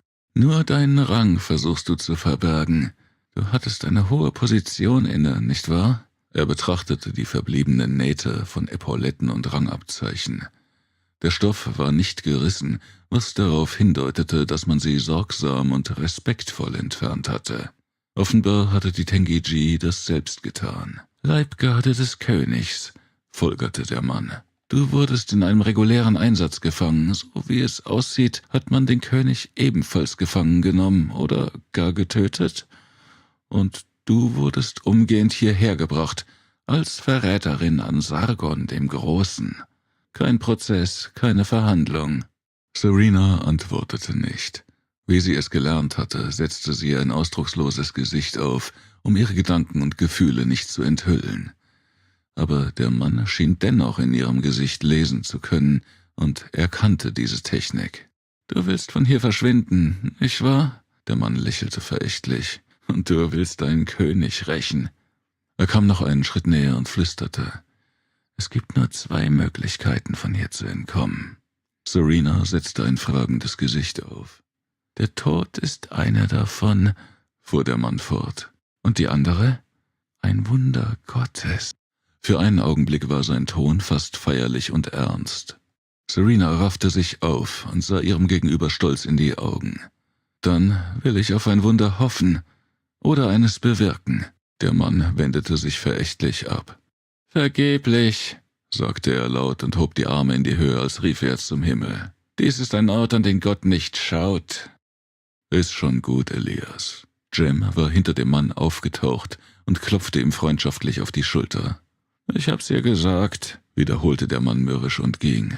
»Ich hab's ihr gesagt, wir sind die Verdammten des Universums.« Jem sah ihm noch einen Augenblick nach, bevor er sich an Serena wandte. »Jig und ich haben nur darauf gewartet, wann er auftaucht und dir eine Predigt halten wird.« »Wer ist das?« wollte Serena wissen. »Er war der Polizeikommissar auf Vanetha«, sagte Jem. »Wie ich hörte, sogar ein sehr guter. Hat sich wohl einmal zu viel mit dem falschen Gauner angelegt. Jetzt begnügt er sich damit, die Neuen zu ärgern und ihnen Angst zu machen. Wie du gesehen hast, hat er einen gehörigen Hang zur Theatralik.« Serena nickte. »Lass dir keine Angst einjagen.« »Ich hab keine«, antwortete sie knapp. »Er hat mir nur gesagt, was ich ohnehin schon weiß. Aber ich habe vor, ihn zu verblüffen.« Kapitel 5 Die Eiswüste. Später tauchte Brigo mit einer Schar Gothreks auf. Er war wie immer zornig, brüllte durch die Halle und schlug mit seiner Eisenstange gegen den ein oder anderen Panzeranzug, so dass die Funken sprühten. Nachdem er sich vor den Häftlingen postiert hatte, polterte er los, indem er sie wüst beschimpfte und beleidigte. Dann endlich kam er zur Sache. »In der Eishölle ist ein Frachter runtergegangen«, dröhnte er. »Die Bahn, die den Zenitpunkt der Nacht ansteuert, wird euch in die Eiswüste bringen. Auf halbem Weg wird sie stoppen und ihr werdet auf einen Gleiter wechseln, der euch zur Absturzstelle bringen wird. Ihr hattet genug Zeit, euch zu erholen und die Bäuche vollzuschlagen. Es geht sofort los. Jeder nimmt sich einen Anzug.« In diesem Moment öffnete sich ein Tor, in dem eine massige Panzerplatte nach oben schwebte. Ein großes, torpedoförmiges Vehikel schwebte heran, begleitet von einem heißen Windstoß, der durch den Tunnel fegte. Funken stieben durch den Raum, Rauch trübte die Sicht und stach in Serenas Augen. Sie roch den Gestank von Schwefel. Die schwebende Lok zog eine Reihe Waggons hinter sich her. Dazwischen gab es einige offene Anhänger, die für Serena und ihre Gefährten bestimmt waren. »Auf mit euch«, knurrte Brigo, »und dass ihr mir keinen Krümel überseht.« Er schlug mit seiner Eisenstange auf den Boden. Steine splitterten, Funken flogen. Die Gefangenen in ihren Anzügen kletterten auf eine der Ladeflächen. Jig sah darin zwar aus wie ein gepanzertes Untier, aber er war so flink wie eine Mauerechse und im Nu war er auf den offenen Wagen geklettert. Er streckte seine Hand aus und half Serena hinauf. Der Zug fuhr langsam los und drang in das Schachtsystem ein. Eisenklammern und Füllmasse glänzten im hellen Lichtkegel. Alles machte einen ziemlich maroden Eindruck. Dann nahm der Zug Fahrt auf und jagte durch die Nacht. Serena spürte, wie sie sich gegen die Fliehkräfte stemmen musste, die auf sie einwirkten. Sie stemmte die Füße in den Boden, um bei der rasanten Fahrt nicht den Halt zu verlieren. »Wir fahren einen Bogen«, murmelte sie in ihr Helmmikrofon. »Ja«, vernahm sie Tonias Stimme, »und es geht abwärts.« »Zu den Wurzeln der Berge«, sagte jemand wie zu sich selbst. Kurz vor der Ausfahrt verlangsamte der Zug seine Fahrt und blieb schließlich stehen. »Was ist los?« fragte Serena und sah sich um. »Sie müssen sich erst vergewissern«, erklärte Jem, »ob da nicht gerade ein Steinschlag den Hang herunterkommt oder irgendetwas den Tunnelausgang versperrt. Das Tal ist voll von Felsbrocken, Trümmern und Schlacke, und der Berg selbst ist immer in Bewegung. »Sind das Gothrax da vorne in der Lok?« Serena stand auf und warf einen Blick auf die Zugmaschine. »Ja«, sagte Jem. »Der Gothrak da drin ist mit seinem Fahrzeug verbunden. Sie bilden eine Einheit, und gerade tastet er seine Umgebung ab.« »Wie?« »Das Aura ermöglicht es«, antwortete der Oponi, und Serena kniff die Lippen zusammen. Sie wusste nicht, wie sie die Frage formulieren sollte, die ihr auf der Zunge lag. Wie sollte das Aura so etwas möglich machen? Plötzlich fuhr der Zug mit einem kräftigen Ruck wieder los. Er glitt hinaus ins Freie und wurde bald immer schneller. Er schoss an Felsen und Bergflanken vorbei und jagte dann hinein in das ewige Zwielicht auf der Nachtseite des Planeten. Serena starrte ins Dunkel, während der Zug in die ewige Nacht hineinfuhr und sich der helle Lichtkegel seines Scheinwerfers in die Schwärze bohrte. Seltsame Eisgebilde und Gesteinsnadeln tauchten im weißen Scheinwerferlicht auf. Für einige Augenblicke lösten sie sich aus der Finsternis, glitten ins Licht, um gleich darauf wieder im Dunkel zu verschwinden. Schwarze Basaltfelsen mit spiegelnden Oberflächen und bizarre, vom Wind geformte Schneeskulpturen. Serena war von diesen Anblicken wie hypnotisiert und starrte stumm auf das Wechselspiel von Licht und Schatten. »Sieh mal da hinauf.« Jems Stimme klang ruhig und verträumt. Offenbar gaben sich die Gefangenen in diesen ungestörten Momenten irgendwelchen Träumereien und Erinnerungen hin, denn schon seit geraumer Zeit war es still geblieben. Das Kommunikationssystem der Rüstung übertrug lediglich die ruhigen Atemgeräusche ihrer Piloten. Serena wendete den Blick in die Höhe. »Hippo!« Der Ausdruck des Erstaunens kam unwillkürlich über ihre Lippen, als sie das leuchtende Sternenmeer am schwarzen Himmel sah. Die Gestirne waren so klar zu erkennen, dass man glauben konnte, sie wären Teil einer hyperrealen holographischen Projektion, wie es sie in den Vergnügungszentren des Bolin-Systems gab. Serena streckte die Hand aus, als wollte sie eine der schimmernden Perlen betasten. »Ich kann die Sonne meiner Heimat sehen«, flüsterte Jem, und für Serena klang es so, als könnte er seine Tränen nicht zurückhalten. Er deutete hinauf, und das Mädchen tat so, als wisse sie, welchen der zahllosen Sterne er meinte. »Das Licht, das wir hier sehen, hat sie abgestrahlt lange bevor ich geboren wurde«, sagte Jem leise, so leise, als spräche er zu sich selbst. »Und das Licht, das ich in meiner Kindheit sah, wird auch hier eintreffen, Jahrtausende nach meinem Tod.« Daraufhin herrschte langes Schweigen, und Serena konnte beinahe hören, wie sehr Jem mit seinen Gefühlen kämpfte. Er versuchte immer wieder etwas zu sagen, aber es gelang ihm nicht, seine Empfindungen in Worte zu kleiden. Es entstand eine Stille, die der Tengi-Ji unangenehm war. »Was hat es eigentlich mit dem Aura auf sich?« fragte Serena, und obwohl sie diese Frage nur stellte, um die unbehagliche Stille zu brechen, war ihr doch klar, dass sie sich darüber noch nie richtig Gedanken gemacht hatte. Jem benötigte einige Augenblicke, um sich wieder zu fassen.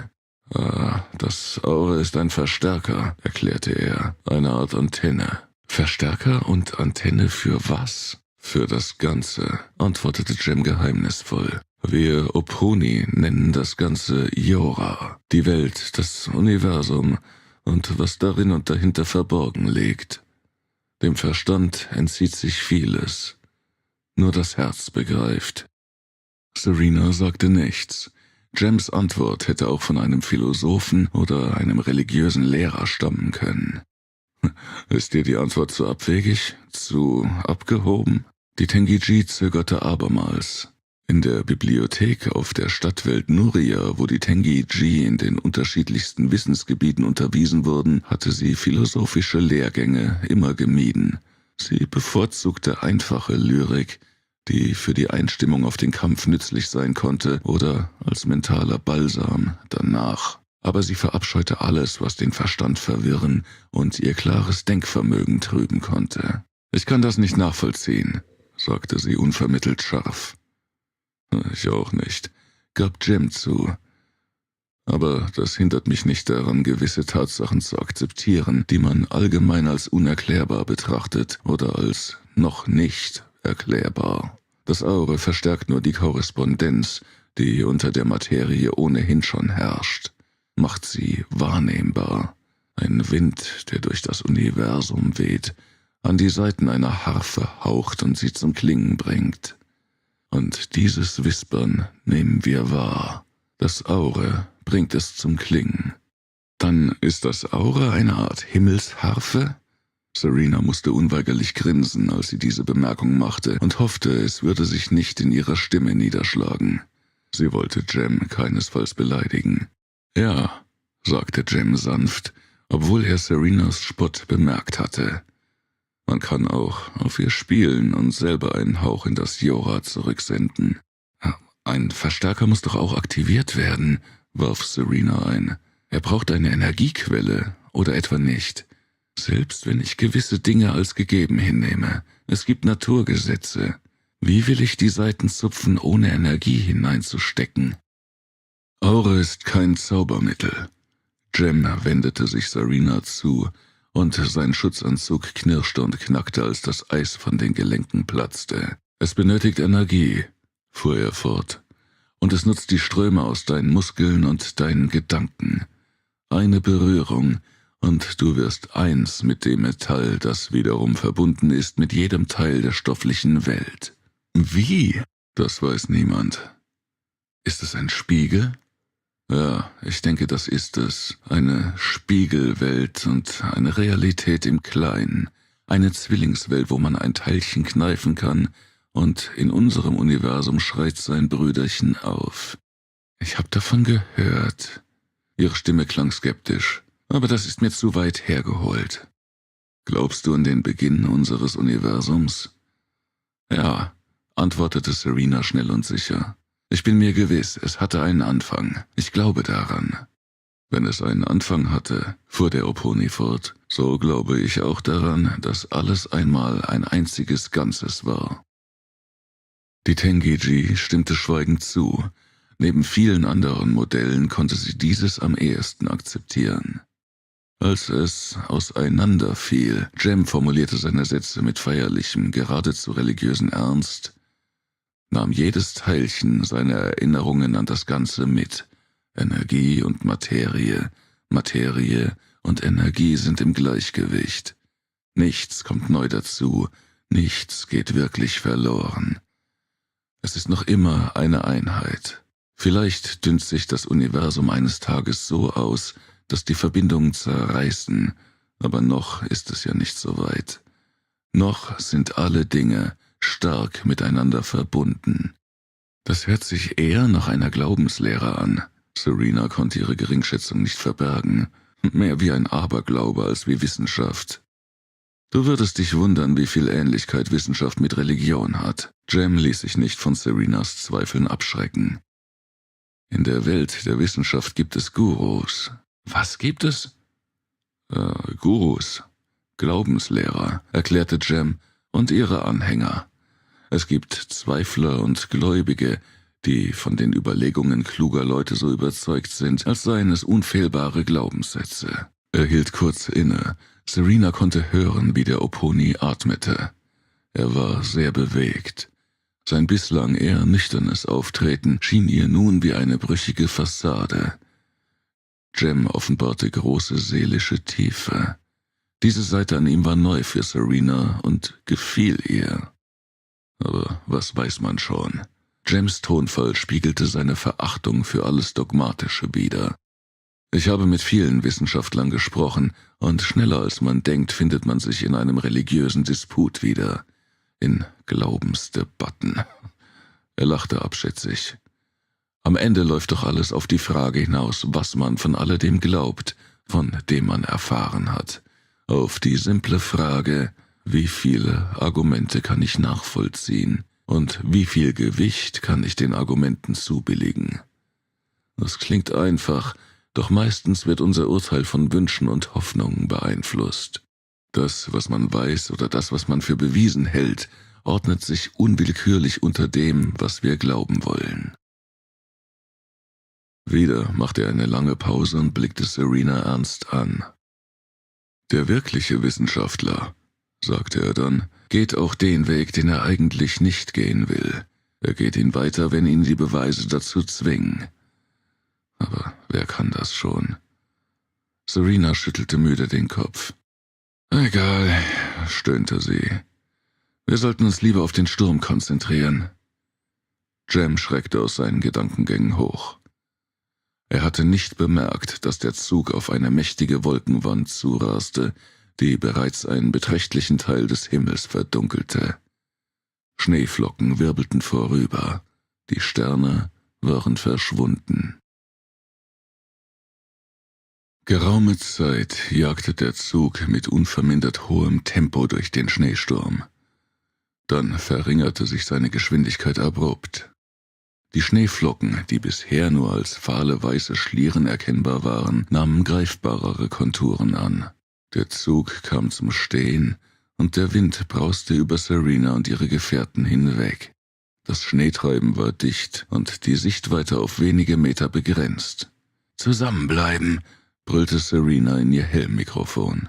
»Hey, Jem«, versetzte ihr einen Stoß. »Ich gebe hier die Befehle.« Damit trat er an den Rand der Ladefläche. »Zusammenbleiben!« Er schaltete den Scheinwerfer an, der an der Schulter des Panzeranzuges montiert war. Der Lichtkegel bohrte sich durch den Schneesturm und beleuchtete ein großes technisches Gebilde neben der Zugtrasse. Jem sprang von der Ladefläche und sank bis zu den Hüften in den frisch gefallenen Schnee ein. »Alle Mann runter vom Zug«, befahl er. »Mal sehen, ob wir das Ding in Bewegung setzen können.« Er arbeitete sich vorwärts und zog eine tiefe Schneise durch den Schnee. Serena sprang ebenfalls von der Ladefläche und folgte Jem. Die Servomotoren des Anzuges surrten und summten, während sie sich durch den Schnee arbeitete. Augenblicke später hatten sie den Gleiter erreicht.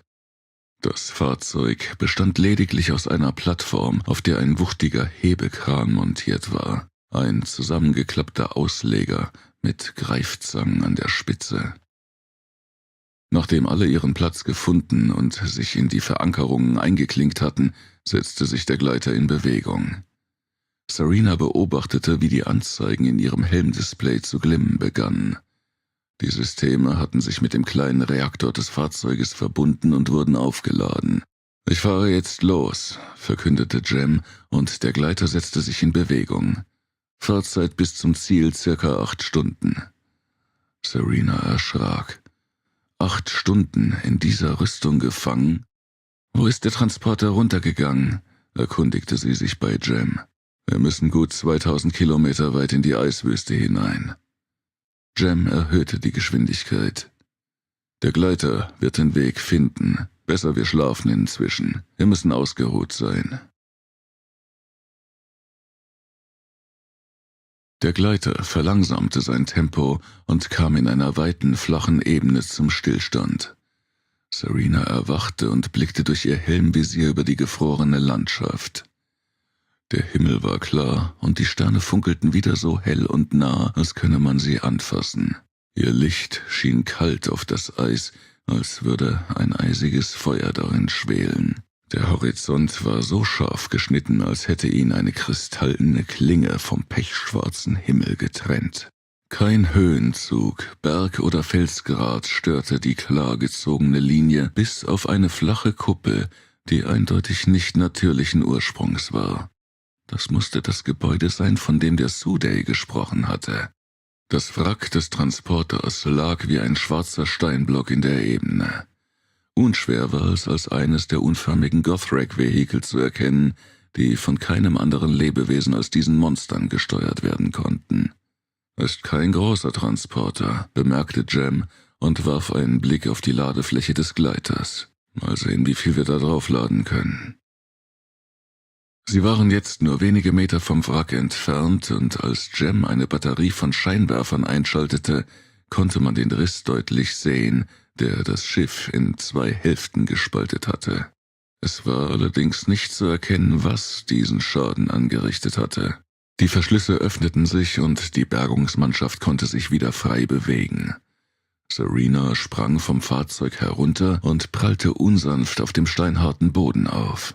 »Pass auf, dass das deine einzige Fehleinschätzung bleibt«, mahnte Jig und stieg vorsichtig von der Transportfläche herab. »Hier draußen gibt's keine Hilfe.« Serena schaltete ihren Helmstrahler ein, ging näher an den havarierten Transporter heran, erreichte den scharfkantigen Spalt und sah ins Innere.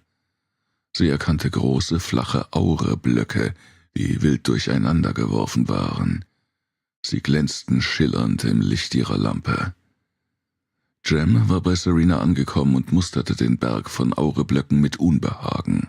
Wir müssen sie von Hand heraus schaffen, bemerkte er müde. Der Greifer kann sie nur auf die Ladefläche hieven, aber nicht aus dem Schiff holen.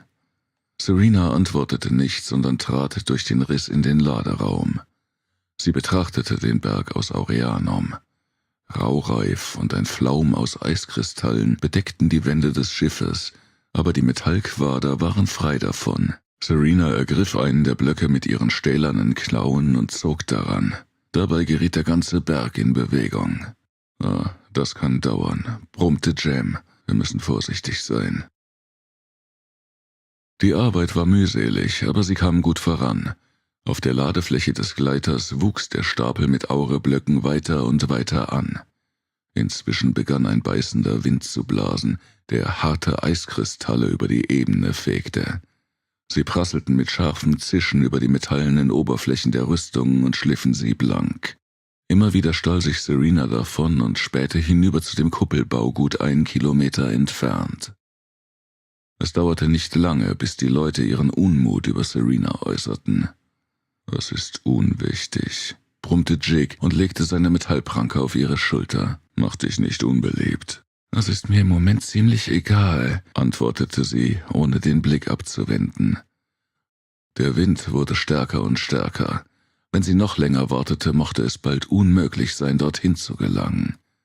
»Ich muss mich auf den Weg machen. Jetzt gleich.« Jig war keine Antwort fähig, aber aus seinem Helmlautsprecher erhob sich ein Chor der Entrüstung. »Ihr bringt uns alle um«, sagte jemand. »Wir müssen machen, dass wir von hier wegkommen«, riet ein anderer. »Hat sie den Verstand verloren?« fragte ein weiterer.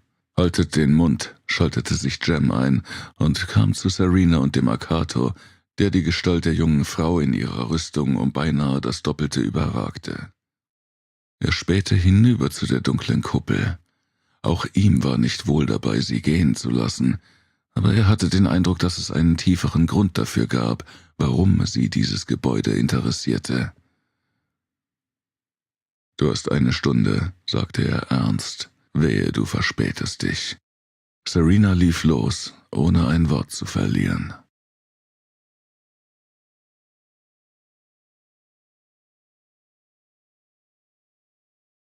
Kapitel 6 – Weltenspringer.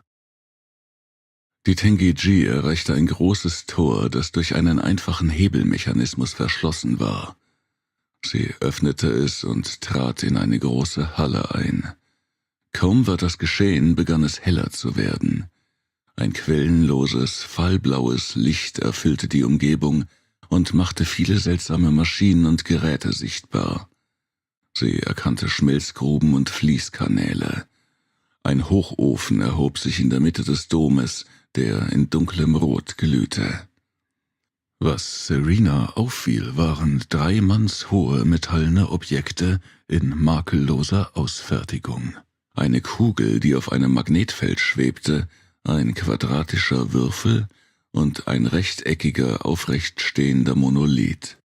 Serena trat näher an die Objekte heran und bemerkte, dass sich die Oberfläche des Monolithen zu verändern begann. Es schien, als begänne sich seine Oberfläche zu bewegen, wie ein unruhiges Gewässer.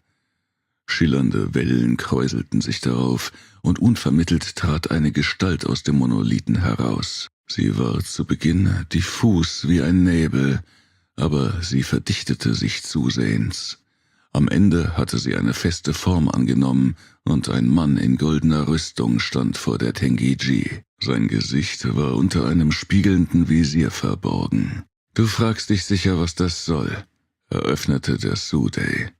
»Aber ich will es kurz machen.« Er trat näher auf Serena zu, die von ihrer erhöhten Position auf ihn herabblickte. »Ich will dir deine Möglichkeiten zeigen.« Serenas Aufmerksamkeit war gebannt. Zuerst solltest du aus deinem Anzug herausklettern, fuhr der Sudey fort. Hier ist es warm. Keine Sorge, es wird dir nichts geschehen. Serena gehorchte ohne Zögern und auf ihren Befehl hin ging die Maschine auf die Knie. Die metallene Panzerung öffnete sich von der Brust an bis zum Unterleib und die Tengeji konnte aussteigen. Serena richtete sich auf und streckte ihre Glieder. Sie rieb sich die Schultern und den Nacken. Es war angenehm, endlich dieser Apparatur ledig zu sein. »Ich sehe keine Fluchtmöglichkeit«, meinte sie verstimmt. »Sie machen sich einen Scherz mit mir, Sir Archibald«, zitierte sie die Worte aus einem alten Bühnenstück. Der Mann schien die Andeutung zu verstehen und lächelte für einen Moment. »Dies alles sind Balori«, erklärte der Sudey schließlich und deutete auf die 3 Metallobjekte. »Du kannst durch sie andere Orte sehen und Dinge berühren, die Lichtjahre entfernt sind.« Serena näherte sich den Balori interessiert. »Ich kann durch sie hindurchtreten, so wie du?« »Gewiss.« »Und verschwinden?« Der Sudey antwortete nicht und Serena zeigte sich enttäuscht. »Wusste ich's doch. Es gibt also einen Haken«, brummte sie verärgert. »Alle Dinge unterliegen Einschränkungen«, sagte der Sudey. »Alles andere wäre Zauberei. Willst du die Möglichkeiten kennenlernen, die dir diese Portale bieten?« Serena blieb skeptisch, trat aber an den Monolithen heran. Als sie jedoch ihre Hand ausstrecken wollte, um ihn zu berühren, hielt der Sudey sie zurück. »Es ist gefährlich«, mahnte er. »Du darfst nicht vollständig hindurchtreten. Nur ein Teil von dir kann passieren und auf der anderen Seite agieren.« Serena verstand nicht.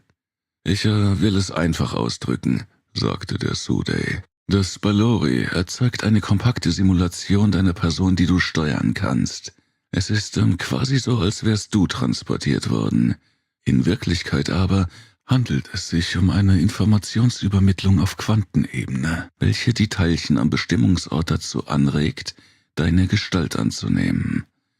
Die Informationsquelle, also du selbst, verbleibt an Ort und Stelle, aber durch das geöffnete Portal könntest du auch hindurchschreiten. Das musst du unbedingt verhindern, denn mehr als die Hälfte der Information ginge dabei verloren. »Und ich wäre dann ein Geist«, vollendete Serena. Der Sudey schien beeindruckt und ließ ihre Worte unkommentiert. Serena berührte das Balori und fühlte elektrische Entladung als ein Kitzeln an ihren Fingerspitzen. »Wohin kann ich gehen?« »Überall dorthin, wo sich ein anderes Balori befindet«, sagte der geheimnisvolle Mann. »Aber du kannst auch an Orte gezogen werden, wo einmal eines stand. Baloris imprägnieren ihre Umgebung. Das hat mit der Entropie zu tun, der alles unterliegt.« Er stellte sich hinter Serena und umfasste ihre Schultern. »Wofür ist das?« wollte die Tengeji wissen. »Ich werde dich davor bewahren, hindurchzuschreiten.« »Und wenn ich das wollte?« »Daran könnte ich dich letztlich nicht hindern, aber du wirst das nicht tun.« »Woher wissen Sie das?« »Weil du frei sein willst, aber nicht als halber Mensch.« Er hatte recht. Serena würde nicht auf diese Weise fliehen und schon gar nicht zu diesem Preis. Sie konzentrierte sich, und während sie die Hände gegen das Metall drückte, begann ihre Umgebung zu verschwimmen. Unvermittelt schien sie in einen Abgrund zu stürzen. Sie glaubte zu fallen, jagte vorbei an Sternen und Planeten, flog über Kontinente, Länder und Ozeane. Es war ein unkontrollierter Flug, der ihr beinahe die Sinne raubte. Sie fühlte, wie der Sudey ihre Schultern drückte und vernahm seine Stimme. »Ich bin bei dir«, beruhigte er sie. »Richte deine Gedanken auf einen Ort, den du kennst und der dir vertraut ist.« Serena rief sich den Garten des Palastes auf Comero ins Gedächtnis zurück und augenblicklich tauchten vielfarbige Flächen in ihrem Blickfeld auf. Schemen, Schatten und Farben gerannen zu festen Formen. Vor Serenas Augen entstanden Bäume und Sträucher, Wiesen und prächtige Blumenbeete unter einem freundlichen blauen Himmel. Serena war von diesem Eindruck schier überwältigt. Nach all den Tagen, die sie in den Stollen und Schmelzkammern zugebracht hatte, endlich einen heiteren sonnigen Sommertag zu erleben, war überwältigend. Sie sog die Luft in ihre Lungen und genoss den Duft der zahllosen exotischen Blüten. Wer immer nun der Besitzer dieses Gartens war, hatte offenbar Gefallen an ihm gefunden. Nichts war verändert. Alles war genauso perfekt, wie es Serena in Erinnerung hatte. Sie ging über eine Wiese und betrachtete einen Strauch Rosen. Die Blüten leuchteten im Sonnenlicht und Bienen summten in der Luft. »Wer sind Sie?« knarrte eine barsche Stimme in harschem Befehlston. Serena wandte sich um und sah in die Gesichter zweier Wachsoldaten in der roten Uniform des Hauses Atara. Sie antwortete nicht darauf, wandte sich wieder den Rosen zu, knickte einen Stängel mit einer prächtigen Blüte und sah genussvoll hinauf in den blauen Himmel. Sie konzentrierte sich wieder auf die Gefängniswelt Kassun und verschwand vor den verblüfften Gesichtern der Soldaten. Serena fiel zurück in das Tauvaro-System, aber für einen Moment fühlte sie sich, als wäre sie in einen Sog geraten, der sie unwiderstehlich vom Kurs abbrachte. »Ich könnte dich bis ans Ende des Universums schleudern«, dröhnte eine tiefe männliche Stimme in ihrem Kopf. »Bildest du dir ein, hier sorglos herumschwimmen zu können wie eine kleine Sardine in einem Bächlein?« »Wer bist du?« fragte Serena ängstlich und hörte zugleich, wie der Sudei beruhigend auf sie einredete. »Bleib ganz gelassen«, hauchte er. »Das ist Rassaru, ein Kirai. Genauer gesagt, der Torlenker des Feyru im Kassun-System. Hab keine Angst, ich bin bei dir. Ich kann jederzeit eingreifen.« »Ich könnte dich zermalmen«, fuhr der Kirai unbeirrt fort, Serena einzuschüchtern. »Warum tust du es nicht?« konterte sie, und Rassaru schwieg für einen Moment. »Nicht schlecht«, meinte er anerkennend.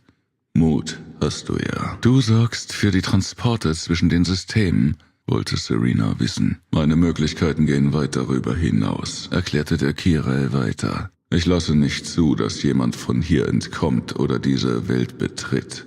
Ich habe viele Schiffe fortgeschleudert, hinein in die Flammen zorniger Sterne oder in die Abgründe der Finsternis. Du beherrschst den Raum?« »Ich bin der Raum.« »Er neigt zur Übertreibung«, flüsterte der Sudei mit leichtem Spott. »Aber im Grunde hat er recht.« Serena konnte ein Schmunzeln nicht verbergen und meinte daraufhin, den Kirai lachen zu hören.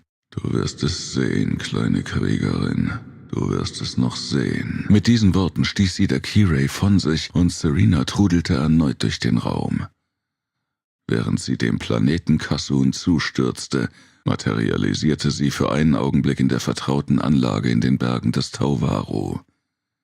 Die nebelhaften Formen verdichteten sich, und für einige Sekunden befand sich die Tengi-Ji in einem dunklen Gewölbe tief unter dem Berg. Sie sah Briggo, den widerlichen Akato-Aufseher, der ihr so oft übel mitgespielt hatte. Er kniete vor ihr und sah verblüfft aus. »Du?« knurrte er erstaunt. Er schien jemand anderen erwartet zu haben. Serena sah hinter sich und erkannte ein weiteres Ballori, das im Schein trüber Lampen in sattem Bronzeton glänzte. Die Tengi-Ji konzentrierte sich erneut auf die Fabrik in der Eiswüste und materialisierte kurz darauf in der Halle des Gebäudes. Sie trat einen Schritt zurück und starrte auf den Monolithen, dessen Oberfläche sich gerade wieder verfestigte. Sie benötigte einige Sekunden, um ihre Fassung wiederzuerlangen. Danach sah sie sich nach dem Sudei um, aber der war verschwunden. Serena betrachtete die Blume, die sie aus dem Palastgarten mitgebracht hatte und noch immer in den Händen hielt. Sie hatte ihre Farbenpracht verloren und ihr Duft war kaum noch wahrnehmbar. Serena neigte die Rose und eine Biene fiel heraus. Das Insekt war aschgrau und zerfiel zu Staub, als es den Boden berührte. Der Sturm machte Serena den Rückweg fast unmöglich. Die Sicht war zwar klar und sie konnte den hell erleuchteten Gleiter erkennen, aber der Wind trieb einen dichten Schleier von Schneekristallen in Kniehöhe gegen ihre Beine. Bei jedem Schritt lief sie Gefahr zu stürzen und hilflos über das Eis zu schlittern. Es war eine anstrengende und gefährliche Plackerei. Als sie endlich ihre Freunde erreichte, wurde gerade der letzte Aureblock an Bord gehievt. Die Gruppe machte sich fertig für die Abfahrt und Serena empfand Freude bei dem Gedanken, für die nächsten 8 Stunden in ihrem stählernen Kokon schlafen zu können, während sie wieder nach Hause fuhren. »Und?«, fragte Jem, »was hast du für neue Erkenntnisse gewonnen?« Serena wollte ihm das nicht hier und jetzt erzählen. »Ich sag's dir, wenn wir wieder zurück sind.« Jem akzeptierte ihre Antwort und scheuchte die Mannschaft zurück auf den Gleiter.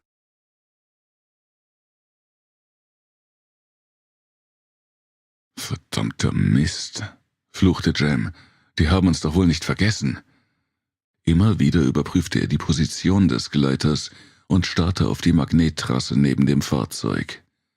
Es war kein Zug da, um sie aufzunehmen. »Wir sind ihnen bestimmt nicht wichtig«, murmelte Serena. »Aber sie werden das Aure nicht hier liegen lassen.« »Es wäre schon fatal für uns«, meinte Tonja ernst, »wenn sie sich entschließen, es erst in ein paar Tagen zu holen.« »Da hat sie recht«, stimmte Jig zu. »Hast du denn keinen Kontakt zur Anlage?« »Nein«, antwortete Jem. »Ich habe vor 8 Stunden gemeldet, dass wir das Zeug haben. Die Zentrale hat es bestätigt. Dann habe ich abgeschaltet.« Er überprüfte nochmals die Verbindung. »Der Kontakt ist aufgebaut, aber es antwortet niemand.« »Was machen wir jetzt?«, fragte jemand aus der Gruppe. »Warten wollen wir wohl nicht, oder?«, meinte Jig. »Wir fahren mit dem Gleiter«, erklärte der Oponi. »Das kann aber ziemlich lange dauern. Ich muss manuell steuern.«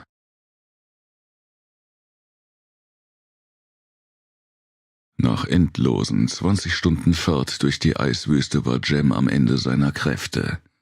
Endlich kamen die ersten Ausläufer der Berge in Sicht und er atmete auf. Der Schienenstrang führte schnurgerade durch die Felslandschaft und durchstieß etliche Bergmassive. Jem hatte keine andere Wahl, als den Gleiter durch die Tunnel zu lenken, auch wenn dabei die Gefahr bestand, mit einem Zug zusammenzustoßen. Aber das war letztendlich egal. Würde er es nicht gewagt haben und es wäre nötig gewesen, sich einen Weg zu Fuß durch die Berge zu suchen, hätte das ebenfalls ihr Todesurteil bedeutet. Das Schneetreiben wurde wieder dichter und auf dem letzten Teil der Strecke musste Jem alle Konzentration aufbringen, um den Gleiter sicher in die Anlage zu steuern. Die Bahnstation war verwaist. Niemand war da, um die Ladung in Empfang zu nehmen. Serena sah sich um, ohne aus ihrer Rüstung zu steigen. Irgendetwas stimmte hier nicht, und es war besser, den Panzer vorerst nicht abzulegen. Sie öffnete lediglich die Frontseite ihres Helmes, horchte auf Geräusche und beobachtete. Die anderen wagten es nicht, aus ihren Rüstungen zu steigen. Man konnte sich in diesen schweren, kraftstrotzenden Apparaturen sehr gut seiner Haut wehren, sollte das nötig sein.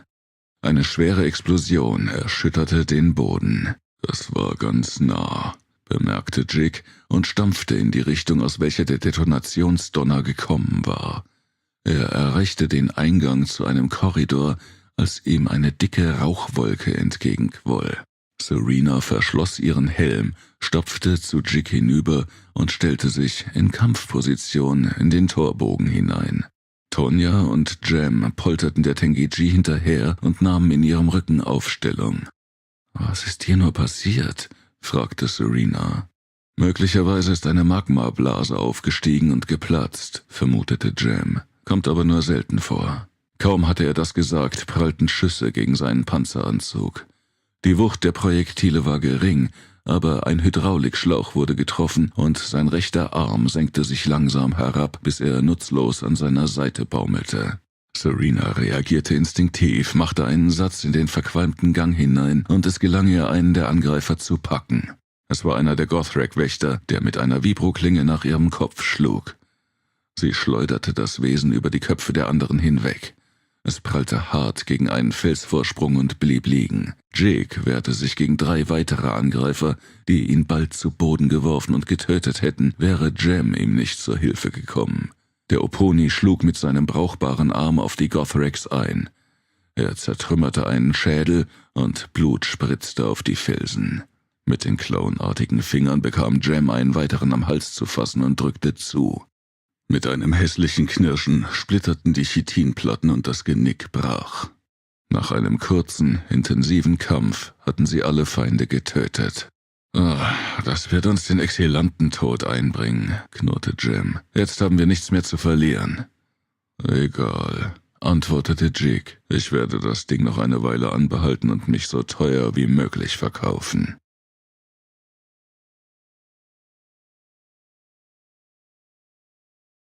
Kapitel 7 – Gesprengte Ketten. Die Gruppe stopfte noch eine ganze Weile in ihren Rüstungen durch leere Stollen und Hallen, ohne auf weitere Wächter zu treffen. Es war auch kein einziger Häftling zu finden. »Wir müssen höher hinauf«, sagte Jem. »Wir müssen wissen, was passiert ist. Eine Naturkatastrophe oder eine Revolte.« Sie fanden einen Lastenfahrstuhl und fuhren hinauf zu den oberen Sektionen der Anlage. Als der Lift stoppte, hatten sie eine große Halle erreicht. Hier hatten sich viele der Häftlinge versammelt. Alle waren sie bewaffnet mit schweren Werkzeugen oder Gewehren, die sie den Wachen abgenommen hatten. Unter den Leuten befanden sich auch einige Häftlinge, die, wie Serena und ihre Freunde, in schweren mechanischen Arbeitsmonturen steckten. Ein hochgewachsener Mann in mittleren Jahren trat auf Jem zu.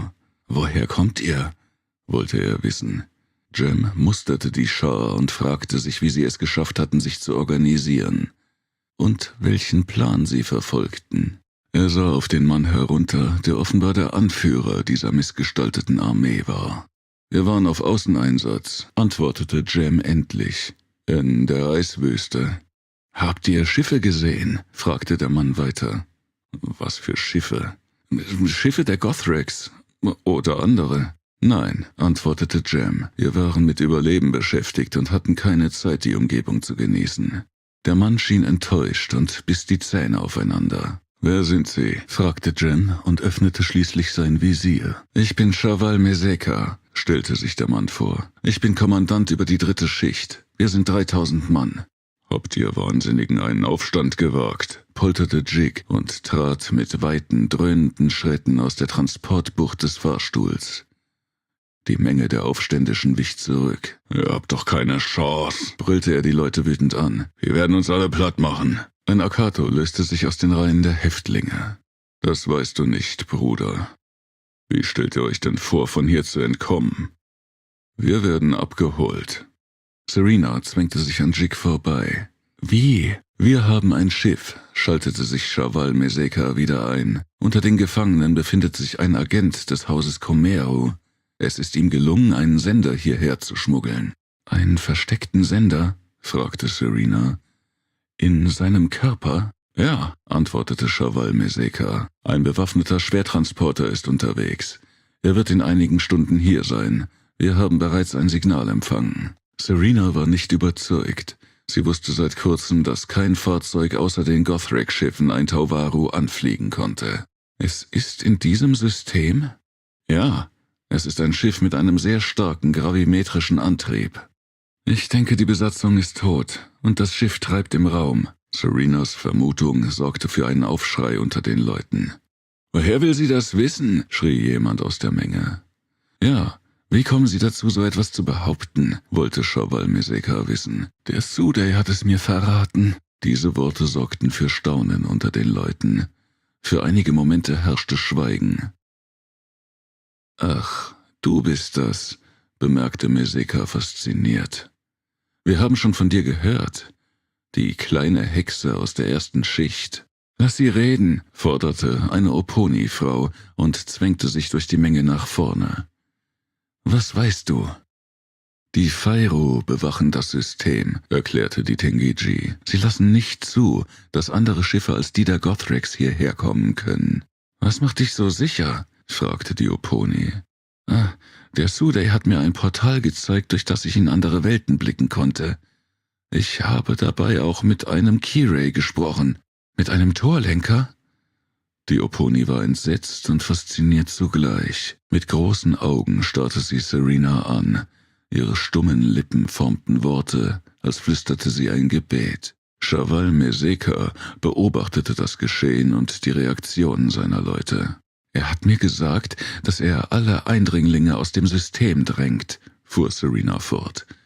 »Er wirft sie entweder in die Sonne dieses Systems, oder er schleudert sie in die Gravitationsstrudel zwischen den Systemen.« »Hören Sie auf damit«, mahnte sie Shawal Meseka. »Das sind nur Behauptungen.« »Mir wäre es lieber, du hältst jetzt den Mund«, flüsterte Jam Serena zu, »sonst bringen die uns noch um.« »Wir sind ohnehin alle tot«, gab sie zurück. Ihre kühlen Worte entsetzten Jam, der sich hilfesuchend an Tonia und Jig wendete. Aber die beiden waren wie versteinert. Sie glaubten Serena und schienen ihre Einschätzung zu teilen. »Ich weiß von dem Balori in Brigos Quartier«, eröffnete Serena. Einige der Leute sahen sie irritiert an. Shawal Meseka nahm diese Information mit kühler Miene auf. Lediglich seine Schultern erschlafften, als sei er erschöpft. Sie waren vor einigen Stunden in Brigos gut bewachtes Quartier tief unten im Berg eingedrungen und hatten tatsächlich ein seltsames, monolithisches Objekt entdeckt. Der verhasste Aufseher schien dadurch Befehle und Nachrichten erhalten zu haben. Niemand konnte davon wissen. »Ich weiß, was ein Balori ist«, sagte die Oponi-Frau. »Viele Paläste in Asgaroon besitzen diese Transmitter. Sie sind gefährlich«, setzte jemand hinzu. Jetzt brach eine Diskussion unter den Häftlingen aus, die immer heftiger wurde. Meseka hatte viel zu tun, um die fassungslose Menge unter Kontrolle zu behalten. »Beruhigt euch, Leute«, brüllte er. »Wir dürfen uns jetzt nicht verunsichern lassen. Wir sind weit gekommen. Ich bin zuversichtlich.« »Woher nimmst du deine Zuversicht?«, verlangte die Oponi-Frau zu erfahren. »Das sind doch nur Sprüche.« Shawal Meseka sah zu Serena auf. In seinen Augen funkelte der Zorn, aber auch Angst und Enttäuschung waren darin zu erkennen. Er trat näher an Serena heran, während die Leute immer lauter ihren Unmut äußerten. »Sag etwas«, zischte Meseka. »Deine Worte haben offenbar Gewicht, kleine Hexe. Du kannst das wieder wenden. Mach was draus.« Unsicher sah Serena auf die Masse der Gefangenen, die zunehmend in Bewegung geriet. Hier und da flogen bereits die Fäuste. »Ich kann uns retten«, rief Serena, aber ihre Stimme konnte den Tumult nicht übertönen. »Schalte den Lautsprecher ein«, riet Jam. »Mit dem Kinn auf die große Taste in deinem Helm drücken.« Gleich darauf gellte Serenas Stimme durch die Halle. »Ich kann uns retten«, wiederholte sie noch einige Male, bis sich die Menge beruhigte. »Was willst du denn machen?«, rief jemand. »Das werdet ihr schon sehen«, gab Serena zurück. »Ihr nennt mich doch die kleine Hexe, oder? Dann gebt mir die Gelegenheit, das zu beweisen. Lasst mich ein wenig zaubern.« »Und wie willst du das machen?«, fragte die Oponi. »Bringt mich zu Brigos Quartier. Der Key-Ray wird mir nichts tun. Ich kann das Schiff landen.« Shawal Meseka waren der Ärger und die Verzweiflung deutlich anzusehen. Serena hatte all seine Hoffnungen zerschlagen, und dennoch hing nun alles von diesem Mädchen ab. Von diesem Mädchen, das angeblich mit einem Key-Ray sprechen und ihn beschwichtigen konnte. »Dann verlieren wir keine Zeit«, knurrte er. »Gehen wir hinunter.«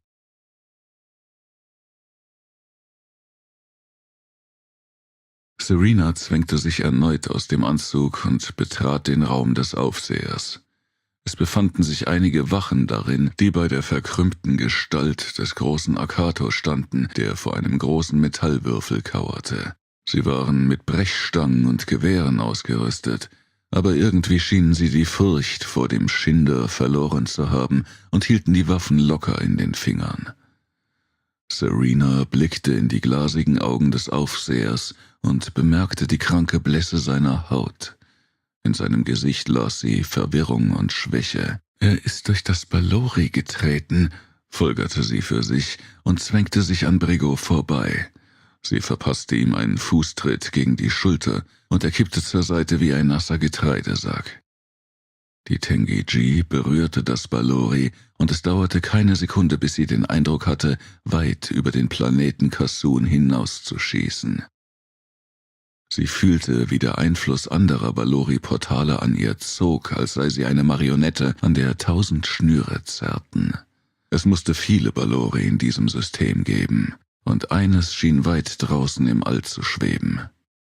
Kaum hatte Serena ihre Aufmerksamkeit dieser Quelle zugewendet, schienen alle anderen Einflüsse zu schwinden. Es war, als würden augenblicklich alle Fäden zu den anderen Balori zerreißen. Im nächsten Moment befand sie sich an Bord eines Transportschiffes. Niemand war zu sehen, und Serena wagte nicht, sich auszumalen, wohin die Besatzung verschwunden war. Die moderne Bauart des Transporters war ihr bekannt, und es musste ihr ein leichtes sein, das Schiff zu landen. Serena blickte ihre Hände an. Sie sahen irgendwie unwirklich aus, durchscheinend und nebelhaft. Das verunsicherte sie für einen Moment. Was immer es mit dieser seltsamen Technik auf sich hatte, sie machte ihr Angst. Die Tengi-Ji blickte sich um und erkannte ein kleines kugelförmiges Objekt, das im hinteren Teil der Brücke in einer krallenförmigen Halterung ruhte. Es war nicht besonders groß.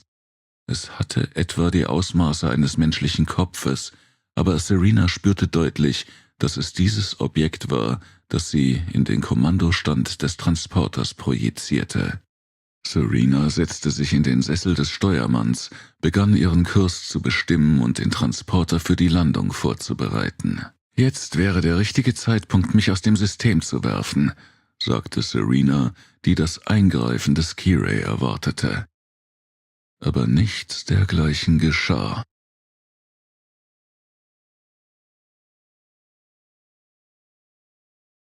Nach 2 Stunden löste sich Serena von dem metallenen Quader.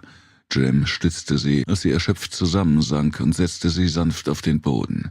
»Ist ja gut, Kleines«, flüsterte er mitfühlend. »Was ist passiert?« Sie versuchte sich zu orientieren und sah ihre Freunde der Reihe nach an.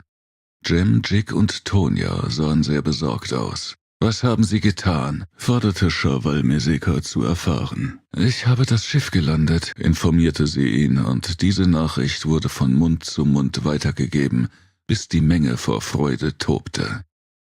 »Wo ist es?« wollte Shawal Meseka wissen. Serena zögerte.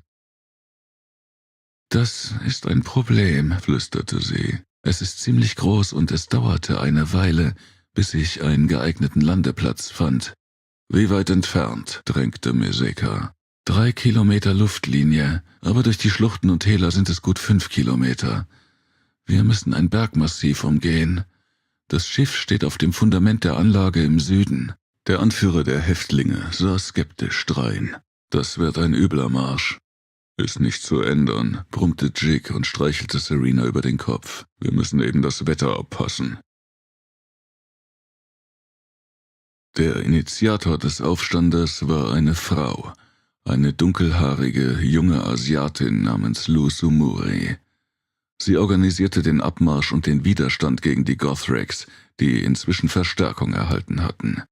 Sie kamen durch die Tunnel, schwer bewaffnet und in Massen. Die unteren Sektionen der Förderanlage waren bereits wieder fest in ihrer Hand. »Der erste Schwung ist raus«, erklärte Lu Sumuri. »Jetzt können wir nur hoffen, dass sie den Weg überstehen.« »Ich hoffe, sie warten auf uns«, meinte Jem und musterte die Anführerin lange. »Ich habe Vertrauen«, antwortete sie. »Sie waren in einem Heer?« fragte Serena, der die Verhaltens- und Redeweise dieser Frau vertraut vorkam. »Ich war Admiral in der Flotte des Hauses Maru«, sagte Lu Sumuri. »Nach den Resten ihrer Uniform zu schließen, hatten sie auch einen militärischen Rang. Ich war in der Leibgarde meines Königs, Serim III. Aus dem Hause Komeru, bis wir Ärger mit Sargon bekamen.« In diesem Moment brachte eine Detonation den Boden unter ihren Füßen zum Wanken. Kleine Steine und Staub rieselten von der Decke. Die ehemalige Admiralin wirkte besorgt. Die Botschaften der Meldegänger waren allesamt beunruhigend. »Sie sind jetzt sehr nahe«, sagte Shawal Meseka. »Wir müssen verschwinden. Ich fürchte, bald heißt es, jeder für sich.« »So viel zum Zusammenhalt«, warf Jig ein und lachte wegwerfend. Eine weitere Explosion ließ den Berg erzittern und ein Riss entstand in der Mauer. »Steigen Sie wieder in Ihre Arbeitsanzüge«, befahl Lusumuri. »Wir brauchen ein paar kräftige Hände, die uns die Monster vom Hals halten. Wir gehen jetzt raus, unverzüglich.« Damit verließ der angesprochene Mann den Raum und informierte die Leute der 3. Schicht. Sie brannten darauf, endlich aus den Stollen zu fliehen. »Wir gehen als Letzte«, sagte Lusumuri zu Serena. Jem, Jig und Tonya erklärten, sie würden der jungen Tengi-Jin nicht von der Seite weichen, während die anderen aus ihrer Gruppe sich dafür entschieden, lieber an der Spitze zu gehen. »Haben Sie einen Alternativplan?« fragte Serena leise und verschwörerisch, aber Lusumuri schwieg. »Ich meine nur, wenn wir abgeschnitten werden und das Schiff ohne uns wegfliegt.« Lusumuri schwieg, aber in ihrem Blick las Serena, dass die ehemalige Admiralin natürlich über einen Plan B verfügte. »Ich sage es Ihnen, wenn es dazu kommt«, meinte sie kühl und sah Serena durchdringend an. »Bis dahin fragen Sie mich nicht noch einmal danach, verstanden?« Die lange Prozession gut gerüsteter Häftlinge wand sich still durch die Stollen und Korridore. Lange Zeit passierte nichts. Nur die Detonationen ab und an zeigten an, dass die Gothraks weiter vorrückten und die Barrikaden sowie deren Verteidiger vernichteten. Die Kolonne erreichte schließlich eine der Schlotkammern.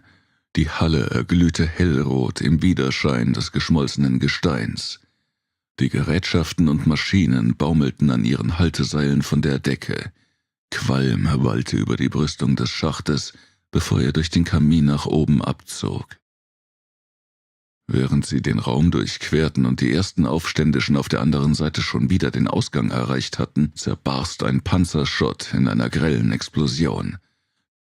Die Trümmer frästen durch die Reihen und eines traf Jig, der in seiner Rüstung zu taumeln begann. Gothraks stürmten in die Schlotkammer und griffen sofort an. In der Enge der Halle entspann sich ein wildes Getümmel. Die Häftlinge kämpften mit schweren Werkzeugen, Hämmern, Schraubenschlüsseln und Brechstangen, während die Gothraks Schwerter und Kurzklingen benutzten. Gewehre waren auf die kurzen Distanzen kaum zu gebrauchen. Vereinzelt krachten einige Schüsse aus Pistolen oder der Blitz einer Strahlenlanze leuchtete auf. Serena setzte zum Lauf an, sprang in einen Haufen dieser Monster und drosch mit ihren stählernen Pranken auf die Feinde ein. Jem und Tonya stemmten einen glühenden Tiegel in die Höhe und warfen ihn in den Stollen, aus dem die Angreifer strömten. Dröhnend wie eine geborstene Glocke krachte der schwere Behälter gegen die schwarzen Leiber und verkeilte sich im Stollen. Jig hatte ein langes Stecheisen ergriffen und schlug auf seine Gegner ein. Aber es waren so viele, dass er unmöglich die Oberhand gewinnen konnte. Kaum hatte er einen Gothrak niedergestreckt, war schon ein anderer zur Stelle, um ihn zu attackieren. Tonya pflügte wie eine Sichel durch das Gewimmel, um dem Akato zu Hilfe zu kommen, an dessen Armen Trauben von Gothraks hingen und ihn aus dem Gleichgewicht brachten. Es gelang ihr, seine Hand zu ergreifen, während er gegen das Geländer taumelte, das sich unter der Last zu verbiegen begann. Mit grausamem Kreischen brach es aus der Verankerung und Jig fiel rücklings in den Schacht, während seine Angreifer an ihm hingen wie riesenhafte schwarze Ameisen. Tonya schrie entsetzt auf, als seine Hand ihren Fingern entglitt. Serena erkannte Lusumuri, die verzweifelt gegen eines der Monster kämpfte und mit einem kurzen Messer nach seinen verletzlichen Stellen stach. Tatsächlich erstarrte der Gothrak in seiner Bewegung und sank tot vor ihre Füße. Lusumuri verließen die Kräfte und sie brach über ihrem toten Gegner zusammen. Sie blutete aus vielen Wunden, die ihr der Gothrak zugefügt hatte. Serena schnappte sich 2 große Gewehre von den getöteten Feinden und begann mitten in die Phalanx der gepanzerten Leiber zu feuern. Beinahe jeder Schuss traf sein Ziel, während sie herumwirbelte und weitere Gegner mit gut gesetzten Tritten und Hieben zu Fall brachte. Endlich versiegte der Zustrom von Feinden und es wurde still im Inneren der Kammer. Nur das entsetzliche Gestöhne der Verletzten und Sterbenden drang an ihre Ohren. »Jig ist tot«, wimmerte Tonya, die neben der Schachtkante kniete und auf den Boden starrte. Er ist tot, wiederholte sie, wobei sie mit ihren mechanischen Fäusten auf den Boden schlug. Jem stellte sich an den Rand der Grube und sah hinunter in den feurigen Schlund. Er murmelte ein paar Worte, die niemand verstehen konnte, Dann reichte er Tonja die Hand und zog sie wieder auf die Beine. »Wir müssen jetzt durchhalten«, sagte er leise, »jetzt umso mehr.« Serena sah zu den beiden hinüber, während in ihren Augen heiße Tränen brannten. Der Verlust von Jig traf Serena schwer, und während sie versuchte, die Situation neu abzuwägen, hörte sie Lusumuri stöhnen. Sie lag auf dem Boden und presste die Hand auf ihren Bauch. Blut sickerte zwischen ihren Fingern hindurch. Lusumuri betrachtete die Gesichter von Tonja, Jem und Serena. Sie erkannte darin Erschöpfung. »Wir sollten sie hier lassen«, zischte Tonja. »Jig ist tot, weil ihr Plan nichts taugt.« Jem sah gleichgültig auf Lusumuri hinunter. Er konnte nicht umhin, Tonja recht zu geben. »Sie sagte etwas von einer Alternative«, warf Serena ein. »Sollten wir es nicht schaffen, das Schiff zu erreichen, wäre mir so eine Alternative ganz recht.« »Ich werde Ihnen sagen, wie die Alternative aussieht«, keuchte die Frau. »Aber ich bin noch nicht am Ende, hören Sie?« »Ihr letzter Trumpf, oder?« Tonja stapfte näher heran, und die stählernen Füße ihres Panzeranzuges ließen den Boden zittern. »Und wenn Sie krepieren, dann nehmen Sie das Geheimnis mit in den Tod.« Sie ballte die eisernen Finger zu Fäusten. »Ich sage es Ihnen, wenn wir hier draußen sind. Verstanden?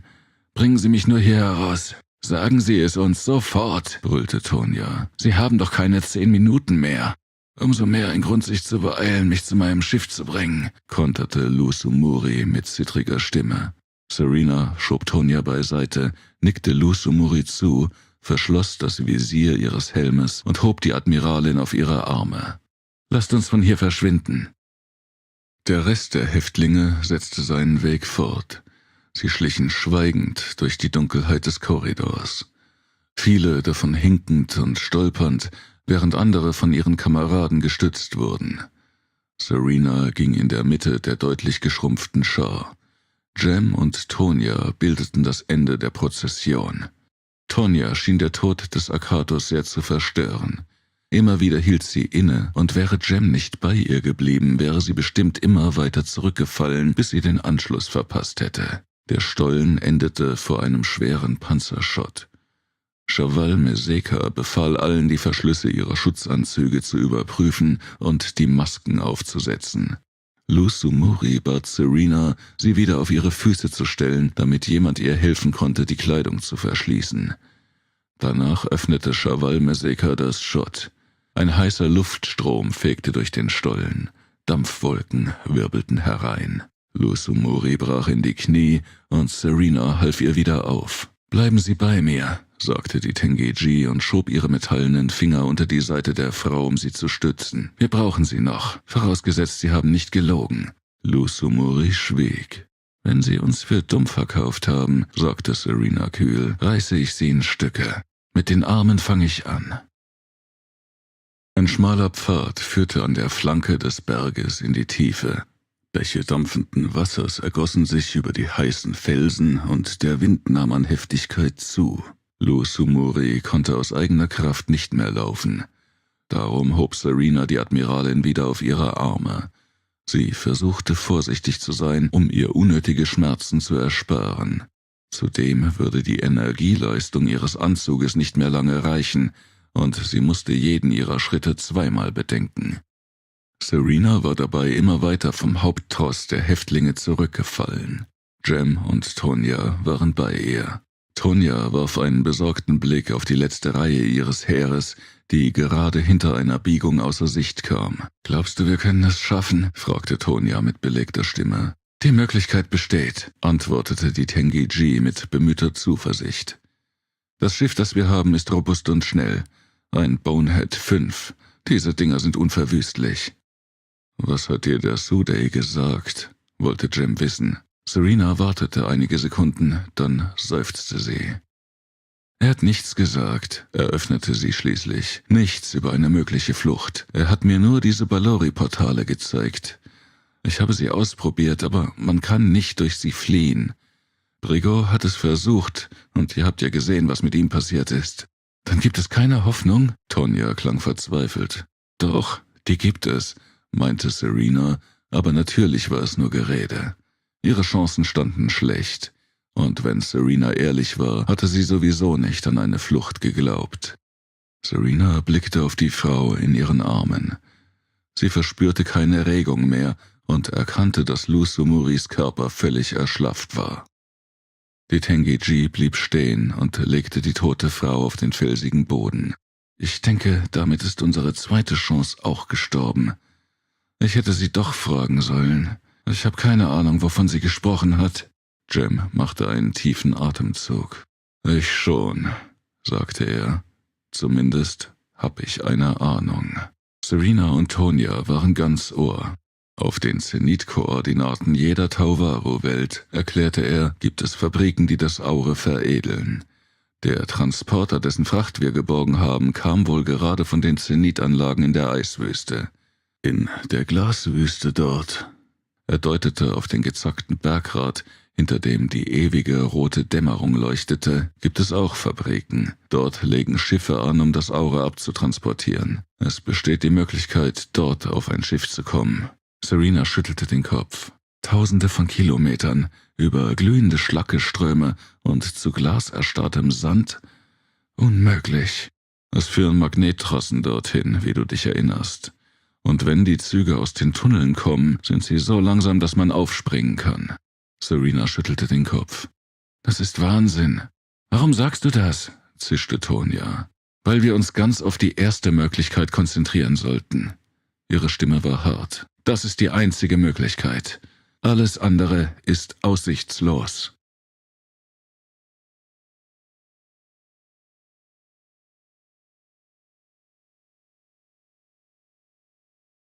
Kapitel 8 Keine Hoffnung.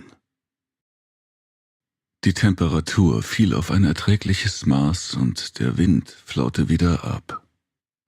Ein leichter, warmer Nieselregen ging auf das Land nieder. Der Bergpfad wurde schmaler und schmaler, bis Serena in ihrer Rüstung keinen Tritt mehr finden konnte. »Wir müssen aussteigen«, sagte sie, öffnete ihren Panzeranzug und stieg aus. Sie holte ihre Schutzkleidung aus dem Behälter am Rücken der Apparatur und zog sie an. Jem stieg ebenfalls aus und legte seine schweren Kleider an, während Tonya noch zögerte. Sie glaubte sich sicher in ihrer Panzerung, und das umso mehr, da sie sich beobachtet fühlte. »Beeil dich«, riet Jem und deutete auf eine dunkle Wolke, die sich über die Berggipfel schob. »Sieht nach einem Schneesturm aus. Wir müssen das Schiff erreichen, ehe er uns einholt.« Als Tonya endlich aus ihrer Panzermontur geklettert war und ihre Schutzkleidung angelegt hatte, beeilten sie sich, den Anschluss an die anderen nicht zu verlieren. Die Luft war warm und roch nach Ozon. Der Fels war noch aufgeheizt von einem vorhergehenden Feuersturm. Die Hitze drang durch die Sohlen der Stiefel und durch die Handschuhe, wenn man den Stein berührte, um sich festzuhalten. Nachdem sie viele Stunden in ihren Panzeranzügen zugebracht hatten, fiel es Serena schwer, wieder zu Fuß zu gehen. Es kostete sie alle Kraft und Konzentration, den Halt nicht zu verlieren. Deshalb übersah sie das Wesen, das sich an die graue Felswand schmiegte und genauso aussah wie ein Stück kantiges Gestein. Nur wenn es sich bewegte, enthüllte es seine organische Form und glich dann einem großen, haarlosen Hund. Unvermittelt sprang es auf Serena zu, und es gelang ihr gerade noch, sich wegzuducken.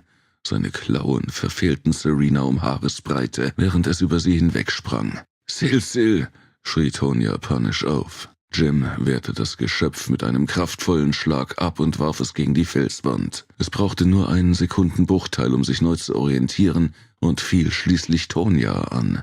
Es schlug seine Kiefer in ihre Schulter und riss sie zu Boden. Dort, wo das Sil seine Fänge in ihren Körper grub, begann sich Tonyas Haut zu verändern. Sie verlor alle Farbe, wurde weiß und zerfiel zu körnigem Staub. Ein armdickes Bündel glitschiger Tentakel fuhr aus dem Maul des Wesens und heftete sich an Tonyas Gesicht und Hals. Ihre Augen fixierten Serena voll Entsetzen. Dann brach sich Tonyas Blick, während ihr Gesicht fahl wurde und das Aussehen von marmoriertem Stein bekam. Im nächsten Moment begann ihr Körper zu zerfallen, als bestünde er aus trockenem Sand. Jem und Serena traten schockiert von der grausigen Szene zurück, während das Silsil ihn ärgerlich hinterherzüngelte und seine Beute schützte. Die beiden entfernten sich nach und nach, wobei sie das aggressive Tier so lange im Auge behielten, bis es hinter einem Felsvorsprung außer Sicht kam. Weiter unten, auf einem natürlichen Plateau, trafen Serena und Jem auf den verbliebenen Rest der Aufständischen. Sie waren in heftige Diskussionen vertieft. Es gab Geschrei und etliche waren in Handgemenge verwickelt. Andere saßen apathisch herum, weinten oder verbargen ihre Gesichter hinter den Händen. Shawal Meseka hatte alle Hände voll zu tun, um nicht von der wütenden Menge in Stücke gerissen zu werden. Er rettete sich auf einen erhöhten Felsblock und hob eine Brechstange in die Höhe, bereit, sie auf alle niedersausen zu lassen, die ihm zu nahe kamen. Jem und Serena drängten sich an der Menge vorbei und hatten bald einen guten Ausblick auf den niedrigen Höhenzug, auf dem Serena den Transporter gelandet hatte. Ein Bergsturz hatte einen Teil des Schiffes unter sich begraben. Die Hecksektion war von mächtigen Felsen völlig zertrümmert worden. An eine Flucht war nun nicht mehr zu denken. Jem starrte auf das Wrack, als würde er alle Möglichkeiten durchkalkulieren, die ihnen jetzt noch blieben. Aber er schien keine Hoffnung mehr zu haben. Er sollte es ihm auch verdenken. Er hatte eine Flucht immer als unmöglich betrachtet und nie daran gedacht. Und er war immerhin schon 5 Jahre auf Kassun. Indes ließ sich Serena erschöpft auf dem Felsboden nieder und senkte enttäuscht den Blick. »Sie diskutieren darüber«, sagte Jem, ob es nicht besser sei, wieder in die Anlage zurückzugehen. Die Tengi-Ji warf einen Blick auf die aufgeregte Meute. »Und was denkst du?« wollte sie von Jem erfahren. »Ich weiß nicht«, sagte er. »Wie wollen wir es schaffen, zu der Zenit-Anlage zu kommen? Ich habe keine Ahnung. Bis wir zu den Trassen der Magnetbahn kommen, hat uns ein Eissturm gefrostet oder eine Feuerwalze gegrillt.« Serena wandte ihren Blick von den verwirrten Leuten ab, von denen sich einige bereits auf den Rückweg machten. »Die Gothrex werden alle töten«, überlegte sie. »Umkehren macht keinen Sinn.« Jem ließ sich erschöpft neben ihr nieder und er legte einen Arm um sie. Serena lehnte ihren Kopf an seine Brust und genoss diesen Moment der Nähe und Vertrautheit. »Du bist eine wunderschöne junge Frau«, flüsterte der Oponi, »und du bist klug. Du hättest ein schönes Leben verdient mit Familie und Kindern.« »Ja, das wäre schön gewesen«, antwortete Serena, und nach einigen Sekunden fiel ihr ein, dass sie Jem nie nach seiner Vergangenheit gefragt hatte. »Was ist eigentlich mit dir?«, wollte sie wissen. »Hast du Familie?« »Ich hatte 10 Frauen«, sagte der Oponi, »und 17 Kinder.« Für einen Augenblick war Serena sprachlos. »Du Teufelskerl«, war ihre suffisante Antwort, während sie lachte und abwesend zu den Überresten des Transporters hinübersah. »Du hättest weitaus bessere Gründe für eine Rückkehr gehabt als ich. Mich hätte ein Leben des Kampfes erwartet. Dafür wurde ich geboren. Das ist mein Lebenszweck. Für Familie hätte es keinen Platz gegeben.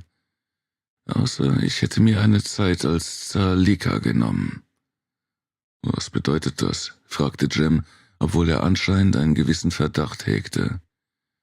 »Ich hätte mir einen Mann wählen können«, erklärte sie, »um mit ihm Kinder zu zeugen. Wenn die Kinder dann fort sind, würde ich in die Reihen der Tengi-Ji zurückgekehrt sein. Das wäre bestimmt eine spannende Erfahrung gewesen.« Jem nickte und grinste breit. »Ja«, meinte er vielsagend, »Familie. Eine andere Art von Kriegsführung. Ich würde gerne wissen, welche Strategien ihr Tengi-Ji dafür entwickelt habt.« Die Tengi-Ji warf einen weiteren Blick auf das Wrack, und ihr kam plötzlich eine Idee.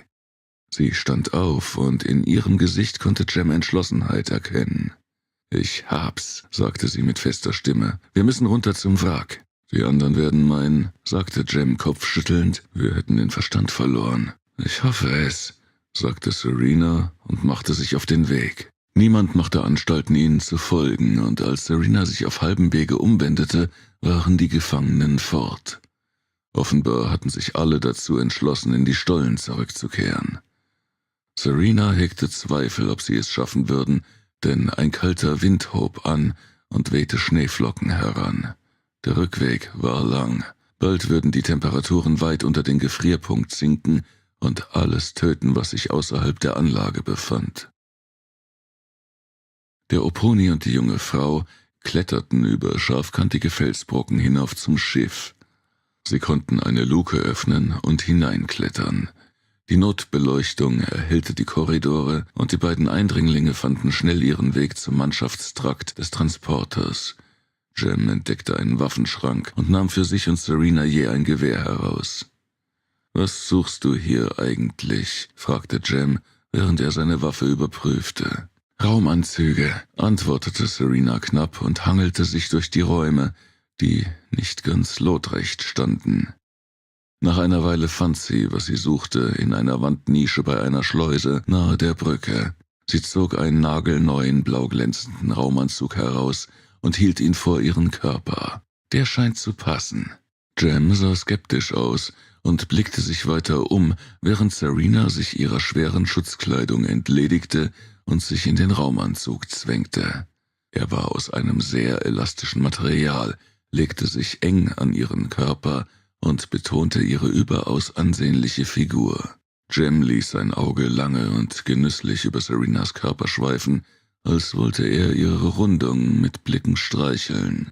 Du siehst darin aus wie ein Mindori-Mädchen. Serena fuhr herum und sah ihn zuerst entgeistert an.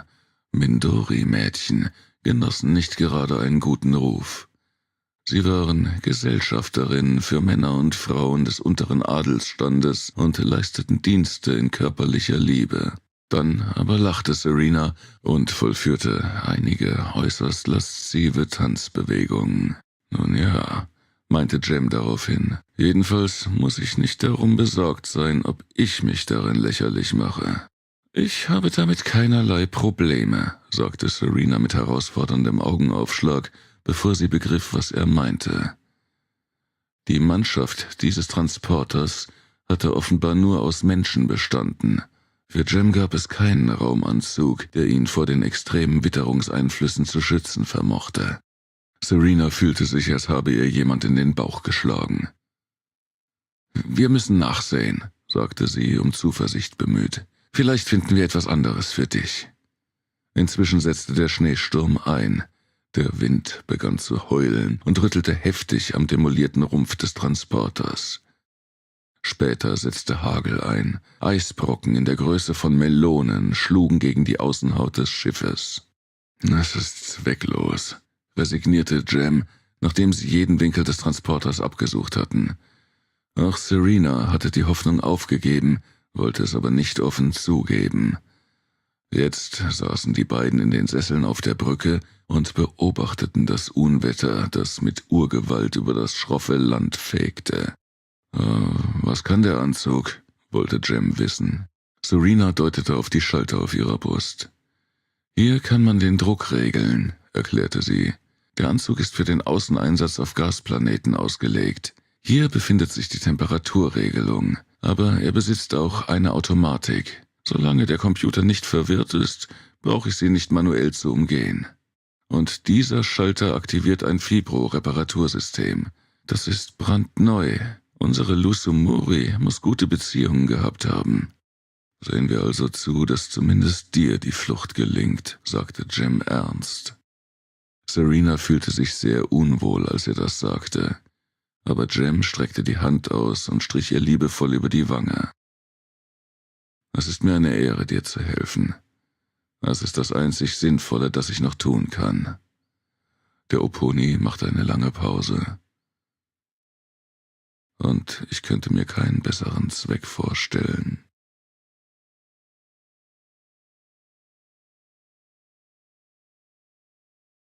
Kapitel 9 – Der unendliche Traum. Als der Sturm nachließ, kletterten die beiden nach draußen. Serena hatte den Helm aufgesetzt, in dessen Visier sie Datenkolonnen und Diagramme sehen konnte. Die feinen Linien leuchteten in bunten Farben und zeigten der Tengi-Ji eine einfache Darstellung ihrer Umgebung, des atmosphärischen Drucks und der Temperatur. Im Augenblick betrug die Temperatur 40 Grad unter Null. Jem legte ein schnelles Tempo vor. Er schien genau zu wissen, wohin er gehen musste. Serena hatte Mühe, mit ihm Schritt zu halten, bis er endlich an einem Felsgrat stehen blieb. Das Einzige, was Jem außer dem Gewehr aus dem Wrack mitgenommen hatte, war ein Fernglas, mit dem er nun die Umgebung absuchte. Er ließ sich viel Zeit damit. Mit den Instrumenten ihres Anzuges suchte Serena ihrerseits die Landschaft ab, aber der Oponi hatte als erster Erfolg. »Da ist die Trasse«, verkündete er freudig und deutete ins Tal hinunter. »Man kann einen Teil davon erkennen. Zwischen den beiden Feuerstürmen dort, die wie ein Säulenportal aussehen.« Serena richtete die Helmkamera aus und entdeckte das erhöhte, betonierte Fundament, auf dem die Züge in die Wüste fuhren, um das Aures zu den Fabriken zu bringen. »Ist etwa 2 Kilometer entfernt«, schätzte Jem, als er hinter sich ein Geräusch vernahm. Er wandte sich um, legte reflexartig sein Gewehr an und feuerte eine Salve ab. Serena sah gerade noch, wie 2 Gothreks zusammenbrachen, die versucht hatten, sich an sie heranzuschleichen. »Nichts wie weg hier!« Jem versetzte Serena einen Stoß, der sie beinahe von den Füßen riss. Sie stolperte den Hang hinunter und lief, ohne sich umzuwenden. Jem rannte dicht hinter ihr und behagte ab und an den Felsgrat, über den nun einige der gepanzerten Monster kletterten. »Das Ding hat eine enorme Durchschlagskraft«, bemerkte er erfreut und feuerte eine weitere Salve ab. Serena wendete ihren Blick nicht von den 2 Felsnadeln ab, hinter denen die Schienen verlaufen mussten, als ein Trupp Gothreks hinter einem Felsen hervorkam. Sie hatten Jem und die Tengi-Ji noch nicht entdeckt. Serena nutzte den Moment, brachte ihr Gewehr in Anschlag, visierte ihre Ziele an und schoss. Zusammen mit dem Oponi streckte sie 5 der Monstren nieder. Die anderen aber zogen sich nicht etwa zurück, sondern gingen zu einem wütenden Angriff über. Etwa 4 zornige Gothreks stürmten Jem und Serena entgegen, wichen den Schüssen aus und zogen ihre Nahkampfwaffen. Dolche und Kurzschwerter glitzerten im Sonnenlicht. Serena tauchte unter einem Hieb hindurch und trat dem Gothrek, der ihn geführt hatte, in die Kniekehle. Ein stechender Schmerz durchfuhr ihren Körper. Sie musste sich bei dem Tritt den Knöchel verstaucht haben. Serena rollte herum und schoss dem Monster in den Rücken. Es fiel vornüber und krachte auf den Boden. Seine Schwerter entglitten ihm klirrend. Jem konnte einen weiteren Angreifer töten, wurde aber von den 2 verbliebenen Unwesen niedergerungen. Einer davon entwand ihm sein Gewehr und warf es weg. Inzwischen hatte Serena sich eines der Schwerter gegriffen. Es war eine kurze Vibroklinge, die in ihren Händen zu summen begann, als sich ihre Finger um den Griff schlossen. Die Tengi-Ji warf sich auf den Rücken von einem der Gothreks und setzte die Klingenspitze an eine Fuge zwischen 2 Panzerplatten. Sie glitt fast ohne Widerstand in den Körper. Der Gothrek bäumte sich auf und ließ sofort von Jem ab. Er wand sich wie eine Schlange, aber Serena hatte sich so gut festgekrallt, dass er sie nicht abschütteln konnte. Sie suchte eine weitere verwundbare Stelle und stieß erneut zu. Immer und immer wieder stach sie die Vibroklinge in den Körper ihres Feindes, bis er endlich in die Knie ging. Schließlich stürzte das gepanzerte Wesen krachend in den Staub. Die Tengi-Ji sprang von seinem Rücken, wobei sie den Eindruck hatte, die Spitzen ihrer Finger würden für einen Moment am Panzer des Gothreks kleben bleiben. Jem hatte es ebenfalls geschafft, seinen Gegner zu töten, der aber noch immer auf ihm lag. Serena rollte den schweren schwarzen Leib des Ungetüms von Jem herunter und half ihrem Freund auf die Beine. Gerade als Jem widerstand, traf Serena ein harter Schlag in die Seite. Ihr blieb die Luft weg und sie krümmte sich vor Schmerzen. Der Schuss, der sie getroffen hatte, war aus großer Distanz abgefeuert worden. Er hatte zwar viel von seiner Wucht verloren, aber es hatte ausgereicht, um ein paar Rippen zu brechen. Serena wurde von Schmerzen überwältigt und stürzte zu Boden. Sie sah, wie Jem einige Ziele unter Feuer nahm, die den Hang hinunterstürmten, und wie sich eine Unwetterwolke über die Berggipfel schob. Dann fegte ein heißer Windstoß durch das Tal, der grauen Staub vor sich hertrieb, so dass man nicht die Hand vor Augen sehen konnte, und Serena verlor das Bewusstsein. Serena fühlte, wie die Schmerzen wiederkehrten. Es war ein tiefes, dumpfes Pochen in ihrer Seite, das ihr das Atmen schwer machte. Sie schlug die Augen auf und bemerkte, dass sie getragen wurde. Es war Jem, der sie auf seine Schultern gesetzt hatte und mit ihr durch den grauen Albtraum aus wirbelndem Staub rannte. Sie sah auf die Temperaturanzeige in ihrem Helm. Es herrschten jetzt über 50 Grad Außentemperatur. Jem keuchte angestrengt. Er war am Ende seiner Kräfte. »Setz mich ab«, forderte Serena, aber Jem ignorierte ihren Befehl. »Setz mich ab, sofort«, wiederholte sie in strengem Ton, aber der Oponi antwortete nicht. Durch die dichten Staubwolken konnte Serena die Umrisse der 2 Säulen erkennen. Sie hatten endlich die Bahntrasse erreicht. Die Temperatur war in kurzer Zeit weiter gestiegen, und es hatte etwas über 70 Grad, als Jem die junge Frau absetzte. »Wir sind da«, keuchte er, »und der Zug ist unterwegs.« Serena war nicht fähig zu antworten. Sie wusste, dass sie Jem nie wiedersehen würde. Dies waren ihre letzten Augenblicke zusammen. Der Zug fuhr hinaus in die Glaswüste, wo niemand existieren konnte, und durch das Tal würde sich bald ein vernichtender Feuersturm wälzen. Jem war verloren, und er wusste das. Der Zug schob sich aus dem Tunnel. Er fuhr wie immer sehr langsam. Erst wenn er das offene Terrain erreichte, wo kein Bergsturz, Steinschlag oder Erdbeben die Trasse verschütten oder beschädigen konnte, würde er seine Spitzengeschwindigkeit erreichen. Mit letzter Kraft hob Jem seine kleine Freundin auf seine Arme und lief einige Meter neben der Lokomotive her. Ein glühend heißer Windstoß ließ den Oponi aufstöhnen. Er hob Serena mit einer letzten Kraftanstrengung auf eine Fläche zwischen der Lokomotive und dem ersten Waggon. Seine Kleider fingen Feuer, als die Tengeji weiter in den Zwischenraum krabbelte. Ihre Rippen und ihr verstauchter Fuß schmerzten so sehr, dass ihr für einige Sekunden schwarz vor Augen wurde. »Flieh, kleine Närrin«, schrie Jem auf, dann stolperte er und war verschwunden. Funken und Rauch wehten heran. Serena stieß einen langen Schrei aus.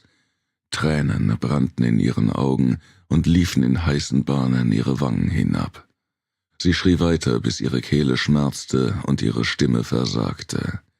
Wimmernd starrte sie ins Leere, und alle Gefühle begannen sich zu vermengen, bis sie nicht mehr sagen konnte, was sie eigentlich empfand. Angst, Erschöpfung, Schmerz, all das Leid der letzten Tage und Stunden formte sich zu einem einzigen dumpfen Gefühl, das wie ein kalter Stein in ihrer Brust lag. Bald hatte sie keine Tränen mehr, um ihren Schmerz zu zeigen, keine Gedanken und Worte, die halfen, ihre Gefühle zu beschreiben. Sie fühlte sich, als sickere das Leben aus ihrem Körper, wie Blut aus einer Wunde. Ihr Herz war leer und dunkel, wie ein schwarzes Loch, wie ein toter, ausgebrannter Stern, verloren in der eisigen Finsternis des Alls. Das Gestein der Felswände begann zu dampfen, als das Wasser des letzten Regengusses verdunstete. Der Zug nahm an Fahrt auf und das Licht des ewigen Tages nahm zu. Bald schrumpften die Berge zu niedrigen, trostlosen Vorgebirgen und nach einer Weile waren auch diese verwitterten Klippen im sandigen Ozean verschwunden. Die Sonne stach unbarmherzig auf das Land herunter. Sie war nun gut eine Stunde unterwegs und der Anblick der Landschaft, die vorbeizog, wurde immer surrealer. Es gab Gebilde, die aussahen wie aus glasiertem Zucker gedreht, und Strukturen, die wirkten, als seien sie die Scherben zerborstener gläserner Kunstwerke.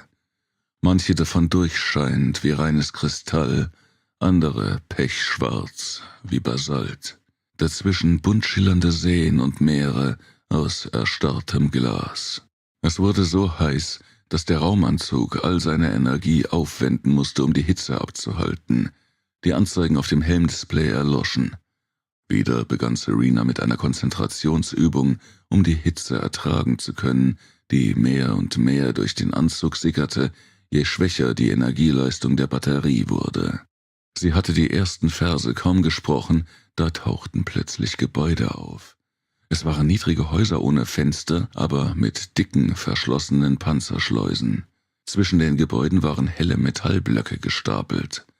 Sie sah auch ausgeglühte Überreste von Raumschiffen und Maschinen, die im grellen Sonnenlicht lagen, und während sie noch staunte, fühlte Serena, wie der Zug durch ein Energiefeld raste. Er verlangsamte seine Fahrt und kam schließlich zum Stillstand. Die Anzeigen in ihrem Helm glommen wieder auf und zeigten normale Umweltwerte. Sie sah nach oben und starrte in die grelle Sonne, die direkt über ihr am Himmel stand. Nun konnte sie sicher sein, es war keine Zwischenstation. Sie hatte tatsächlich den Zenitpunkt erreicht. Nach der langen, quälenden Fahrt durch die Wüste brauchte Serena eine Weile, um ihre Gedanken wieder zu ordnen. Sie begann, ihren Atem zu beruhigen, betastete ihre schmerzende Seite und zuckte zusammen. »Hätte ich nur besser aufgepasst«, tadelte sie sich selbst. »Ich hätte nie meine Umgebung aus dem Auge verlieren dürfen, schon gar nicht auf offenem Gelände. Eine Grundlektion.« Sie lehnte sich noch einmal zurück und wartete, bis die Qual etwas nachließ. Endlich kletterte Serena vom Zug herunter. Sie keuchte vor Schmerz, als sie den Boden berührte und der verstauchte Fuß ihr den Dienst versagte. Diese Verletzung hatte sie ganz vergessen. Sie schrie auf, kauerte sich zusammen und schlug mit der Faust auf den Boden. »Ich bin so weit gekommen«, jammerte sie zornig, »und krepiere jetzt an meinen Verletzungen. Verdammt, ich wollte das Unmögliche schaffen.« »Und du wirst das Unmögliche schaffen.« Serena erschrak, aber die Stimme war ihr inzwischen sehr vertraut, und als sie ihren Kopf hob, sah sie den Suday, der ein paar Schritte entfernt auf dem Bahnsteig stand. Er trug den Overall eines einfachen Arbeiters, und zum ersten Mal konnte Serena sein Gesicht sehen. Es war das Gesicht jenes jungen Mannes, der sie im Thronsaal ihres Königs angegriffen und verletzt hatte. In jener Schlacht, die vor vielen 1000 Jahren tobte und sie in diese Hölle geworfen hatte. Ohnmächtiger Zorn wallte in ihr auf, der ihr erneut die Tränen in die Augen trieb. Sie öffnete die Verriegelung ihres Helmes, nahm ihn ab und schleuderte ihn dem Mann entgegen. Er brauchte nicht einmal auszuweichen. Der Wurf war kraftlos, und der Helm prallte einige Schritte vor ihm auf den Stein.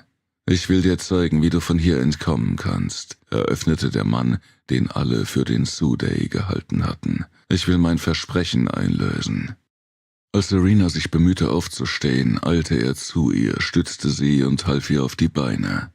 »Wer sind Sie?« wollte Serena wissen. »Wer ich bin, ist belanglos«, antwortete er. »Was ich tun kann, ist wichtig.« Die Tengi-Ji blickte zum Himmel auf, der so hell leuchtete, dass er beinahe weiß war. Alles Blau war verblasst. Aber sie konnte Schiffe sehen, die den Planeten verließen oder gerade im Begriff waren zu landen. »Nein, diese Schiffe können dich nicht von hier fortbringen«, erklärte er ihr. »Nur die Gothrax können an Bord gelangen und dort existieren.« »Wie sollte ich dann fliehen können?« Serena war unsicher. »Machen Sie noch immer Ihre Spielchen mit mir?« »Nein«, entgegnete er, »aber die Art deiner Flucht könnte sich erheblich von dem unterscheiden, was du dir vorstellst. Wie sollte ich Ihnen vertrauen können?« Er schüttelte nachsichtig den Kopf. »Ich hätte dich schon damals töten können«, erinnerte er Serena, »im Thronsaal deines Königs. Und wie oft danach gab es Gelegenheiten für mich, das nachzuholen. Wer hätte mich daran hindern sollen? Und nun bist du hier, am Leben.« Serena humpelte weiter, während sie es zuließ, dass der seltsame Mann sie stützte. Sie wandte ihren Blick endlich der Umgebung zu und sah einen riesenhaften Turm, der scheinbar endlos in den Himmel ragte. Unzählige hohe Häuser schmiegten sich an seine geschwungene Fassade und umgaben ihn in einem weiten Kreis wie eine Stadt. »Was ist das alles hier?« wollte sie wissen. »Sehr gute Frage«, sagte der Mann. »Sie führt mich zum Kern der ganzen Angelegenheit. Hier bauen wir die Feyru, die Weltenspringertore, mit denen ich alle Systeme Asgaruns miteinander verbinden möchte. In diesen Fabriken wird das Aura in Formen gegossen und imprägniert, damit es mit den Lebewesen Asgaruns kommunizieren kann. Und natürlich bauen wir noch einige wunderliche Dinge mehr. Die Ballori zum Beispiel. Serena staunte über diese Offenbarung, als Roboter und andere sonderliche Maschinen auftauchten, um die Fracht des Zuges abzuladen. »Und wie soll ich fliehen können?« beharrte Serena. »Wie komme ich von hier weg?« Er antwortete nicht, sondern brachte Serena zu einem Transportgleiter, der von einem Gothrak gesteuert wurde. Der Mann lud sie ein, aufzusteigen, aber im ersten Moment widerstrebte es Serena, dieser Einladung nachzukommen. »Keine Angst«, sagte er. »Die Gothraks sind nun nicht mehr deine Feinde.« »Sie werden immer meine Feinde bleiben«, zischte Serena. »Gut, wenn du es so willst, aber sei nicht zu streng mit deinem Urteil.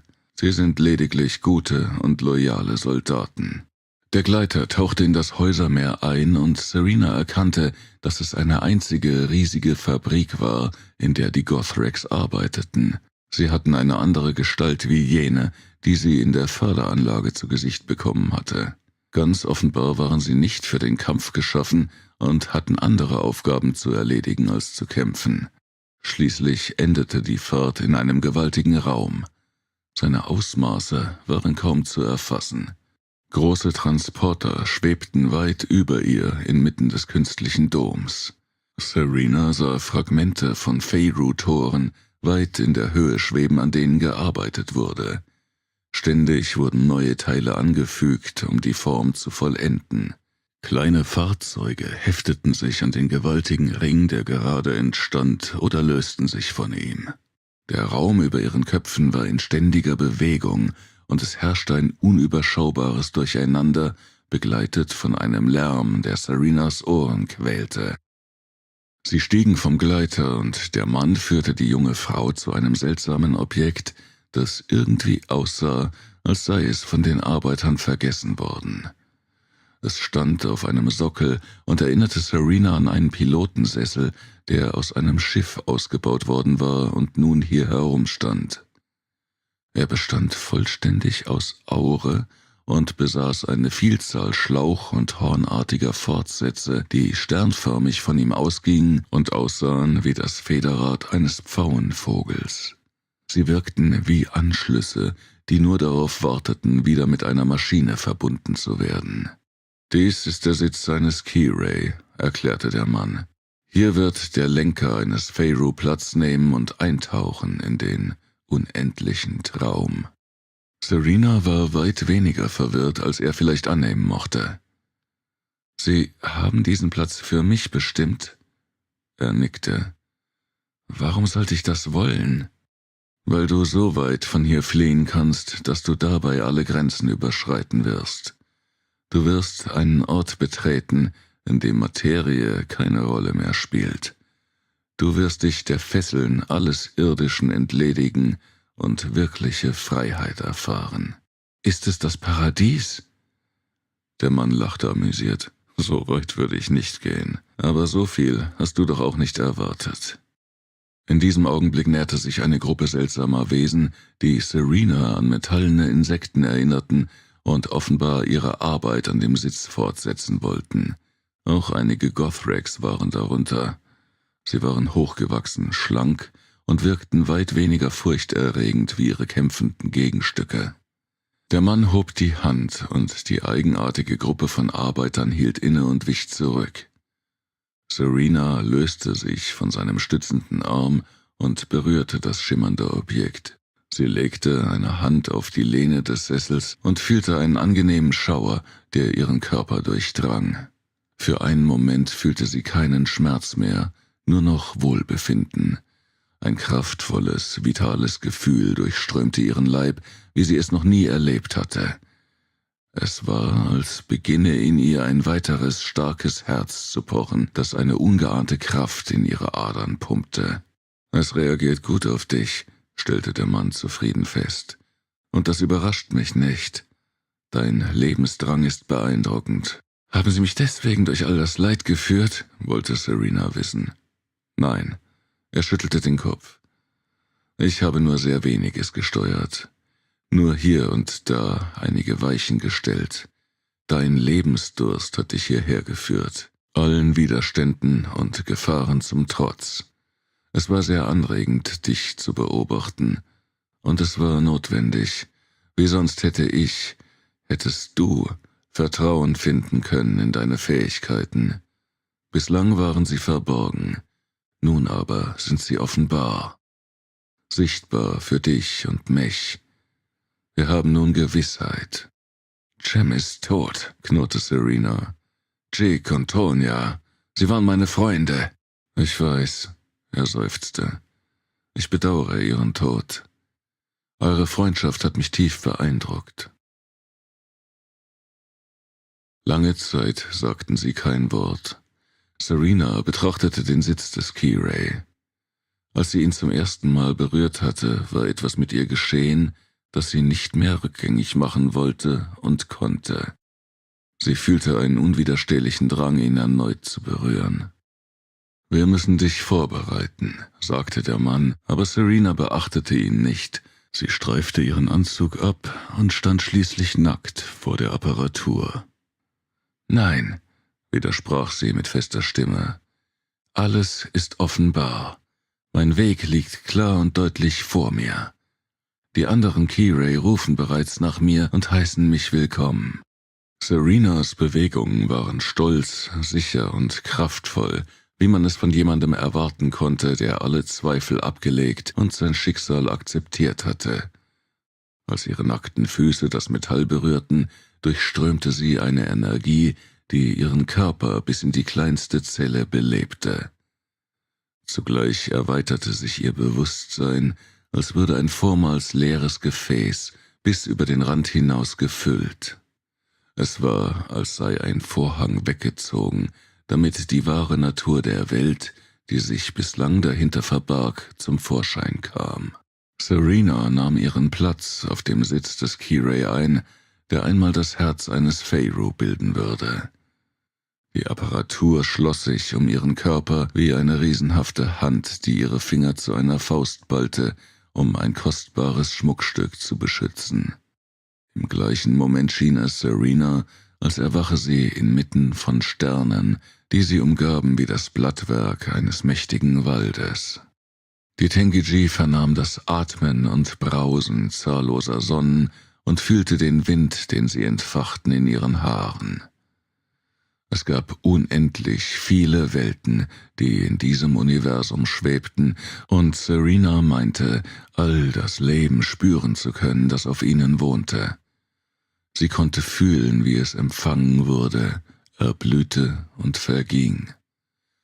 Sie vernahm die Stimmen der anderen Torlenker, die sie freundlich begrüßten, und es klang in ihren Ohren wie ein wundersamer, harmonischer Chor, der ihren ganzen Leib zum Schwingen brachte. Ihr Geist war aller stofflichen Bindungen enthoben und den Grenzen, die ihr dadurch bisher gesetzt waren. Serena gab sich all diesen überwältigenden Eindrücken hin, vernahm den berauschenden Gesang der Key-Ray und tauchte ein in den unendlichen Traum.